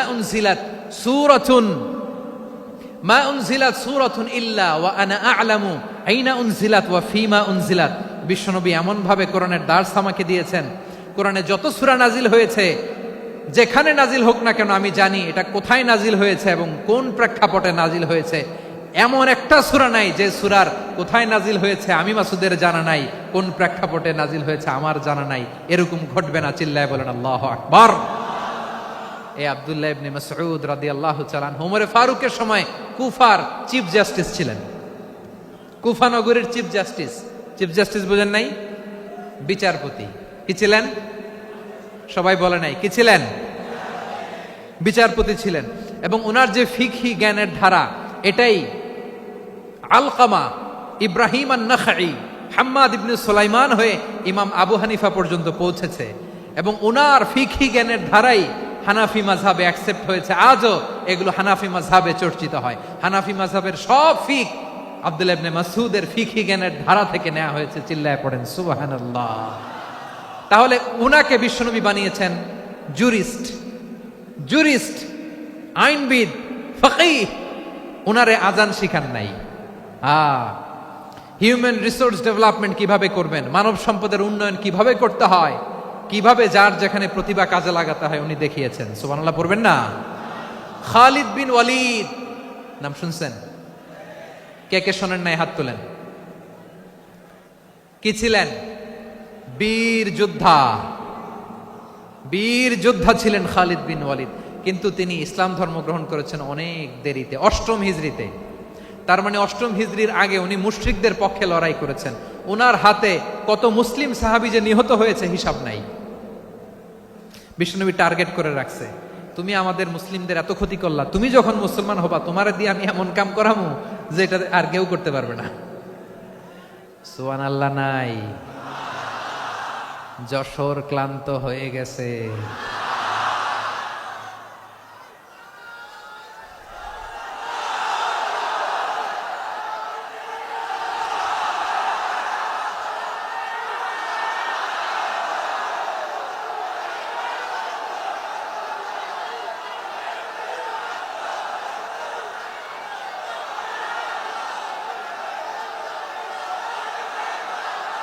মাশাআল্লাহ, বসুন বসুন বসুন। খালিদ বিন ওয়ালিদ রাদিয়াল্লাহু তাআলা আনহু 8ম হিজরিতে মুসলিম হয়েছেন, মক্কা বিজয়ের আগে। তো মক্কা বিজয়ের আগে যখন মুসলিম হয়েছেন, এর আগে কি করছেন? কাফিরদের সাথে যুদ্ধ করেছেন। উনি উহুদের যুদ্ধে মুসলমানদের যে পরাজয় ভাব, কঠিন পরিস্থিতির মুখোমুখি উনার কারণে পেছন থেকে এমন আতর্কিত আক্রমণ করেছেন, মুসলমানদেরকে কচুকাটা করেছেন। 8ম হিজরিতে আল্লাহ তাআলা হেদায়েতের নূর দিয়ে ওনার হৃদয়টাকে উজালা করে দিলেন। লা ইলাহা এটা এমন বাণী যার হৃদয়ে একবার টাচ খাবে, এইটা থেকে সে আর পালিয়ে বেড়াতে পারে। ঝিনুকের ভেতর লুকিয়ে থাকে যেমন মতি, ঝিনুকের ভেতর লুকিয়ে থাকে যেমন মতি, কলমা শাহাদাতে আছে আল্লাহর জ্যোতি, কলমা শাহাদাতে আছে আল্লাহর জ্যোতি। ঠিক কিনা বলেন? মক্কা বিজয়ের আগে মুসলিম হলেন, হওয়ার পরেই বিশ্বনবীর টার্গেট ফুলফিল হলো। ওই যে টার্গেট করে রেখেছেন আর দোয়া করেছেন, খালিদ বিন ওয়ালিদ যদি মুসলিম হয় তাকে আমি মিলিটারি চিফ বানাবো। ওনাকে আজান শিখান নাই, ওনারে কান ধইরা নামাজের এই মাথা থেকে ওই মাথা আনান নাই, ফিকহি কোরআনের সূক্ষ্ম তাফসীর ওনারে শিখান নাই, অ্যাম্বাসেডর বানান নাই। বিষ্ণু ইসলাম উনাকে সামরিক অভিযানে প্রেরণ করেছেন। সামরিক অভিযানে তিনি প্রেরণ করেছেন। উনার জীবদ্দশায় উনার নেতৃত্বে যতগুলো যুদ্ধ হয়েছে, একটা যুদ্ধেও তিনি পরাজয় বরণ করেন নাই। ওমরে ফারুকের সময়কালে তিনি চিফ অফ মুসলিম মিলিটারি, মানে মুসলিম সেনাপতি হয়েছেন। যশোর আওয়াজ করো, ঠিক কিনা বলো? সেনাপতি, মুসলিম সেনাপতি। তাহলে কিভাবে হিউম্যান রিসোর্স ব্যবহার করতে হয় গোটা বিশ্ব আমার নবীর কাছ থেকে শিখে নাও। খালিদ বিন ওয়ালিদ, ওনাকে বিশ্বনবী একটা উপাধি দিয়েছেন। উপাধিটা হচ্ছে সাইফুল্লাহিল মাসলুল, আল্লাহর নাঙ্গা তরবারি, আল্লাহর খোলা তরবারি, দ্য ওপেন সোর্ড অফ আল্লাহ। খালিদ বিন ওয়ালিদ মুসলিম সেনাপতি। হাসান বিন সাবেত নাম শুনছেন? দেখি উনি কি ছিল বলেন। রাসূলের সভা কবি, কালচারাল হিজিমনিকে ডিফিট করার জন্য। উনি ভালো অস্ত্র চালানো জানতেন না, ওই কাজে উনি যেতেন না। উনার ছিল কাব্য প্রতিভা। কাব্য প্রতিভা, কাফিররা কবিতা দিয়ে নবীকে গালি দিত। বিশ্বনবী বলতেন, ইয়া হাসান আজিব আন রাসূলিল্লাহ, তুমি নবীর হয়ে কাফেরদের এই কথাগুলোর জবাব দাও। বিশ্বনবীর একটা মিম্বার ছিল, বিশ্বনবীর মিম্বারের পাশাপাশি মসজিদে নববীতে এই হাসান বিন সাবেতের জন্য বিশ্বনবী একটা স্পেশাল মিম্বার বানিয়ে দিয়েছেন। এখান থেকে তুমি জবাব দাও।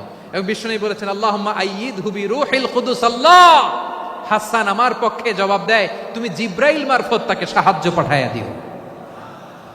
রাসূল সাল্লাল্লাহু আলাইহি ওয়াসাল্লামের সভা কবি, the poet of the prophet, নবীর কবি।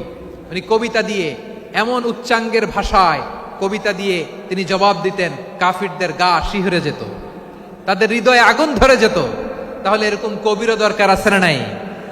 এখন যাকে আল্লাহ দিছে কাব্য প্রতিভা, এরা যদি আপনি যুদ্ধের ময়দানে পাঠান হবে? যারে দিছে সুরেলা গলা, এরা যদি অ্যাম্বাসেডর বানান হবে না। হাসান বিন সাবেত ছিলেন বিষ্ণু ইসলামের কবি। হুযায়ফা ইবনুল ইয়ামান বিশ্বনবীর গোয়েন্দা বিভাগের প্রধান। কিসের প্রধান? হুযায়ফা ইবনুল ইয়ামান। ওনার ছিল ডিটেকটিভ মাইন্ড, ডিটেকটিভ মাইন্ড, গোয়েন্দা বিভাগের প্রধান। এবং উনি হচ্ছেন সাহিবু সিররি রাসূলিল্লাহ, রাসূল সাল্লাল্লাহু আলাইহি ওয়াসাল্লামের গোপন তথ্যের ধারক বাহক। নবীর যেই কথা কেউ জানে না, সব হুযায়ফার পেটের ভিতরে ছিল। সুবহানাল্লাহ পড়েন। মদিনার যত ইহুদিদের একটা লিস্ট ছিল, এই লিস্ট শুধু দুইজন জানতো, বিশ্বনবী আর হুযায়ফা। সুবহানাল্লাহ পড়বেন না? তাহলে উনাকে কোন দায়িত্ব দিছে? কোন বিভাগ? যশোর, আওয়াজ করো কোন বিভাগ? গোয়েন্দা বিভাগের হেড ছিল। খন্দকের যুদ্ধে প্রচন্ড আজকের মতো শৈত্য প্রবাহ, মাটি খনন করতে করতে সাহাবীদের পেটে ক্ষুধা নাই, দাঁড়াইতে পারে না নামাজের জন্য, এত ক্লান্ত, ক্ষুধা, ক্লান্ত, শ্রান্ত। বিশ্বনবী বললেন, কে আছো? এই কঠিন শীত, এই ভয় আর ক্ষুধার মধ্যেও খন্দকের পরীক্ষার টপকে শত্রু শিবিরে যে আমাকে তথ্য দিবা, কে আছো? কারো গায়ে শক্তিই নাই যে দাঁড়াবে, কেউ দাঁড়ায় না। বিশ্বনবী তখন নিজে হুজাইফাকে ডাক দিলেন, হুজাইফা, যে আমাকে আজকে শত্রু শিবিরের তথ্য এনে দিবে সে জান্নাতে আমার মোরাফাকা, আমার সঙ্গী হবে। হুজাইফা রাদিয়াল্লাহু ইবনুল ইয়ামান জীবনের ঝুঁকি নিয়ে এই ক্ষুধা, শৈত্য প্রবাহ, কোল্ড ওয়েভসকে উপেক্ষা করে পরীক্ষা টপকে শত্রু শিবিরে যে সবার কথাগুলো চুপে চুপে শুনে বিশ্বনবীর দরবারে এসে গোয়েন্দাদের মতো তথ্য সরবরাহ করেছে। বিশ্বনবীর গোয়েন্দা বিভাগের প্রধান হুজাইফা ইবনুল ইয়ামান ইন্টেলিজেন্স বিভাগ চালাতেন। মুনাফিকদের নাম ওনার কাছে ছিল। মুআয ইবনে জাবাল মদিনা রাষ্ট্রের সবচেয়ে সিনিয়র আমলা ছিলেন। আমলাতন্ত্র চিনেন তো? প্রশাসনিক কাজ যারা চালায়, অ্যাডমিনিস্ট্রেশন বুঝেন না? The department of administration. মদিনার রাষ্ট্রের সিনিয়র আমলা মুআয ইবনে জাবাল মুতাখাসসিসুন ফিল হালাল ওয়াল হারাম, হালাল হারামের স্পেশালিস্ট ছিলেন। বিশ্বনবী উনাকে ইয়ামানের গভর্নর করে পাঠাইছেন। বলেছেন, ইন্নাকা তা'তি কওমান আহলা কিতাব, এমন গোষ্ঠীর কাছে যাবা যারা ইহুদি নাসারা, আগে শাহাদা পড়লে এরপরে নামাজের দাওয়াত দিও, নামাজ পড়লে যাকাতের দাওয়াত দিও। গভর্নরের অ্যাটিটিউড যেমন থাকে তেমন অ্যাটিটিউড ধরে রেখো। সুবহানাল্লাহ পড়েন। তাহলে মুআয ইবনে জাবালকে দিয়ে বিশ্বনবী কবিতা লেখায় নাই, চিঠি লেখায় নাই, আজান দেওয়ায় নাই। সুবহানাল্লাহ পড়বেন না? সব শেষ সাহাবী বলি আবু হুরায়রা রাদিয়াল্লাহু তাআলা আনহু। নাম শুনছেন? বিড়ালের বাবা। কি করতেন? খালি হাদিস মুখস্থ করতেন। উনি বলতেন, আলজামু রাসূলুল্লাহ আলা মিল ইবাতনি, আমার শুধু পেটের ক্ষুধার বন্দোবস্ত হইলে আমি নবীর সঙ্গ ছাড়তাম না। আমার আনসার সাহাবারা ক্ষেত খামারের কাজ করত, আমার মুহাজির সাহাবারা ব্যবসা করত, আর আমি নবীর সাথে সাথে থাকতাম। শুধু সকাল বিকাল দুই বেলা যদি আমার খাবারের বন্দোবস্ত হয় আমি আর নবীর লক ছাড়ি না। সুবহানাল্লাহ কইবেন না? 5374টা হাদিস তিনি বর্ণনা করেছেন। সবচেয়ে বেশি হাদিস বর্ণনাকারী সাহাবী। হাদিস প্রিজার্ভেশনের কাজে বিশ্বনবী ওনাকে কাজে লাগিয়েছেন। উনি একদিন বলেন, ইয়া রাসূলুল্লাহ আসমাউ মিনকা কাসীরান ফালা আহফাজু, নবী অনেক কথা শুনি আমার মনে থাকে না। বিশ্বনবী বললেন, তাই? উবসুত রিদাক, তোমার চাদরটা বিছাও। আবু হুরায়রা বিছালেন, বিশ্বনবী হাত বুলায় দিলেন, এরপরে অনেক হাদিস বর্ণনা করলেন। আবু হুরায়রা বলে, তারপর থেকে বিশ্বনবী যাই বর্ণনা করে আমি শুনি আর একটাও ভুলি না। এখন সুবহানাল্লাহ। বিশ্বনবী ওনাকে হাদিস প্রিজার্ভেশন, নবীর এই যে লক্ষ্য হাদিস প্রিজার্ভেশনের এই দায়িত্ব দিয়েছেন সাইয়েদনা আবু হুরায়রা রাদিয়াল্লাহু তাআলা আনহুকে। প্রিয় ভাইরা, তাহলে 10 জন সাহাবীর কথা যে বললাম, আপনারা কি খেয়াল করেছেন কত বড় ট্যালেন্ট হান্টার, চৌকস ট্যালেন্ট হান্টার ছিল আমার নবী। এক একজনের এক এক ট্যালেন্ট এক এক কাজে অ্যাসাইন করেছেন, এক একজনকে এক এক দায়িত্ব দিয়েছেন, এক একজনের প্রতিভাকে এক একভাবে বিকশিত হওয়ার সুযোগ দিয়েছেন। আওয়াজ করে বলেন ঠিক কি না? এখন আমার পর্দার আড়ালে আমার মায়েরা বলবে, এতগুলো পুরুষ সাহাবীর কথা বললো, নারী সাহাবীরা কি কিছু করে নাই? হ্যাঁ, একজন নারী সাহাবীর কথা বলে মোনাজাত হবে, দোয়া ছাড়া কেউ যাব না। রুফাইদা আল আসলামিয়া রাদিয়াল্লাহু তাআলা আনহা, ওনার বাবার নাম সাআদ আল আসলামি। বিশ্বনবী কি খেয়াল করলেন দেখেন, সাআদ ছিল মদিনার বড় ডাক্তার। এই নারী সাহাবী রুফাইদা বাবার কাছ থেকে চিকিৎসা বিদ্যা শিখেছেন। যখন শিখছে বিশ্বনবী দেখলেন, আমার তো প্রতি সপ্তাহে সপ্তাহে যুদ্ধে আহত সাহাবীদের সেবা দিবে কে? বিশ্বনবী রুফাইদাকে বললেন, রুফাইদা তুমি মসজিদে নববীর পাশে একটা মেডিকেল ক্যাম্প করো। এই যে সাকিনা আদ্দিন মেডিকেলের আমার ছাত্রী বন্ধুরা শুনে রাখো, তোমাদের আইকন হচ্ছে এই রুফাইদা আল আসলামিয়া। বিশ্বনবীর ডিরেকশন অনুযায়ী তিনি মসজিদে নববীর পাশে একটা মেডিকেল ক্যাম্প করলেন এবং আহত সাহাবাদের চিকিৎসা উনি ওনার টিম নিয়ে দিতেন। বিশ্বনবীর পরামর্শে উনি আনসারি এবং মুহাজির মহিলা সাহাবীদেরকে নিয়ে একটা স্পেশাল মেডিকেল টিম গঠন করলেন। খায়বার যুদ্ধে 7ম হিজরিতে যখন বিশ্বনবী যায়, উনি ওনার টিম নিয়ে আসলেন, বললেন, ইয়া রাসূলুল্লাহ আমরা তো তলোয়ার চালাতে পারি না, আমরা তো তীর মারতে পারি না, আপনি যদি অনুমতি দেন খায়বার অভিযানে আমি আমার টিম নিয়ে মেডিকেল টিমের সেবাটা সার্ভিসটা দিতে চাই। পড়েন সুবহানাল্লাহ। বিশ্বনবী অনুমতি দিলেন, যোদ্ধা সাহাবীদের সাথে রুফাইদা আল আসলামিয়া উনিও মেডিকেল টিম নিয়ে অগ্রসর হলেন। খায়বারের প্রতিটা আহত ইনজুর্ড সাহাবী যারা ইনজুরি শিকার হয়েছেন সবাই রুফাইদা আল আসলামিয়ার এই মেডিকেল ক্যাম্প থেকে চিকিৎসা সহায়তা পেয়েছেন। সুবহানাল্লাহ পড়েন। দেখেন কিভাবে বিশ্বনবী ট্যালেন্ট বাছাই করতেন। আপনি অবাক হবেন, বাহরাইনের মেডিকেল ইউনিভার্সিটিতে রুফাইদা আল আসলামিয়া মেডিকেল প্রাইজ অ্যাওয়ার্ড প্রতি বছর দেয়া হয়। যদি 8 দিনের এই মেডিকেল আমার বোনেরা যদি জেনে থাকো জানো, না হলে নতুন করে জানো, সার্চ দিও রুফাইদা আল আসলামিয়া মেডিকেল অ্যাওয়ার্ড বাহরাইনের ইউনিভার্সিটিতে দেয়া হয়। প্রিয় ভাইয়েরা, তাহলে আলোচনার সামারি আমরা করি। বিশ্বনবী যার যেখানে ট্যালেন্ট তাকে ওইখানে কাজে লাগাতেন। আওয়াজ করে বলেন ঠিক কিনা? এবার একটা ইন্টারভিউ হবে, আওয়াজ করে বলেন আবু মাহজুরাকে বিশ্বনবী কি বানাইছেন? হ্যাঁ, ভুলে গেছেন? সামনের চুলে হাত দিয়ে বিশ্বনবী কি সুন্দর গলায় আজান শিখালেন। মুয়াজ্জিন। যায়েদ বিন সাবিতকে একাডেমিক প্রজেক্টের দায়িত্ব দিয়েছেন, তিনি ছিলেন বিশ্বনবীর দোভাষী ব্যক্তিগত সচিব। মুসআব ইবনে Umair the first ambassador of Islam. Abdullah ইবনে আব্বাস উম্মার বড় শিক্ষাবিদ মুফাসসির। আব্দুল্লাহ ইবনে মাসউদ ছিলেন জুরিস্ট। কি ছিলেন? জুরিস্ট ছিলেন, এই উম্মার সবচেয়ে বড় জুরিস্ট। খালিদ বিন ওয়ালিদ সেনাপ্রধান। হাসান বিন সাবিত ছিলেন বিশ্বনবীর সভাকবি। কি ছিলেন? বিশ্বনবীর সভাকবি ছিলেন। এরপরে হুযায়ফা ইবনুল ইয়ামান কি ছিলেন? গোয়েন্দা বিভাগের প্রধান। মুআয ইবনে জাবাল কি ছিলেন? সিনিয়র আমলা, ইয়ামানের গভর্নর। আবু হুরায়রা রাদিয়াল্লাহু তাআলা আনহু হাদিস প্রিজার্ভেশনের কাজ করেছেন। আর আমাদের রুফাইদা আল আসলামিয়া রাদিয়াল্লাহু তাআলা আনহা কি ছিলেন? নার্স ছিলেন। নার্স হয়ে মেডিকেল সেবা দিয়েছেন। প্রিয় ভাইয়েরা, পুরো আলোচনার যদি সামারি করি তাহলে বিশ্বনবী যেভাবে হিউম্যান রিসোর্সকে ম্যানেজ করেছেন, যার যেখানে প্রতিভা কাজে লাগিয়েছেন, আমরাও যদি করি আমাদের বাংলাদেশের চিত্র আমরা পাল্টে যেতে পারবো। আমরা শুরুতে শুনেছি মানুষের আছে অসীম সম্ভাবনা, প্রতিটা মানুষ অনন্য, যত্ন নিলে যথাযথ পরিচর্যা করলে মানুষ বিশ্ব জয় করতে পারে। ঠিক কিনা? আমাদের হাফেজে কোরআনের সামনে দাঁড়াতে পারে এমন কোন হাফেজে কোরআন আল্লাহর জমিনে জন্ম হয় নাই।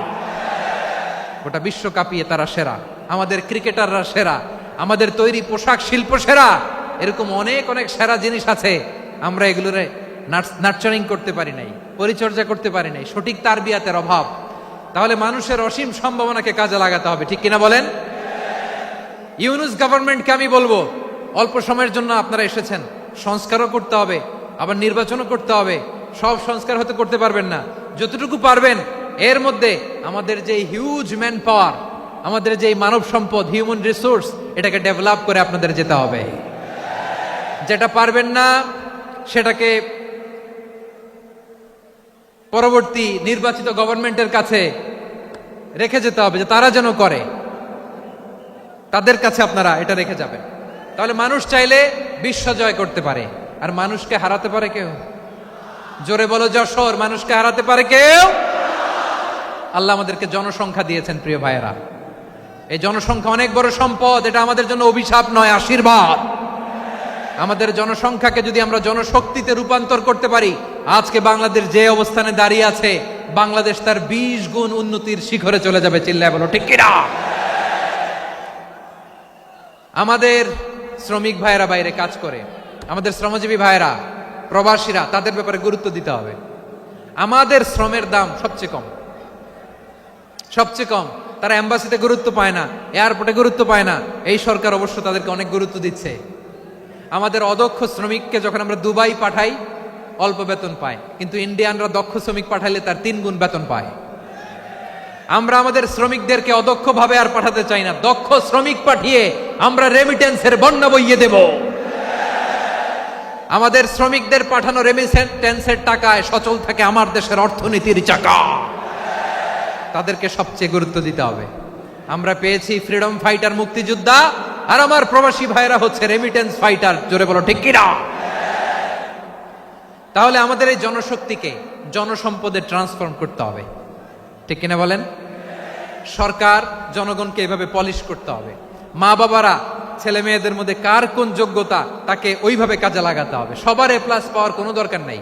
আমাদের দেশে একটা টেন্ডেন্সি আছে, পরীক্ষায় এ প্লাস না পাইলে কই তুই কি করলি, পাশের বাড়ির ছেলে এ প্লাস পাইছে, যা ওর পা ধোয়া পানি খা।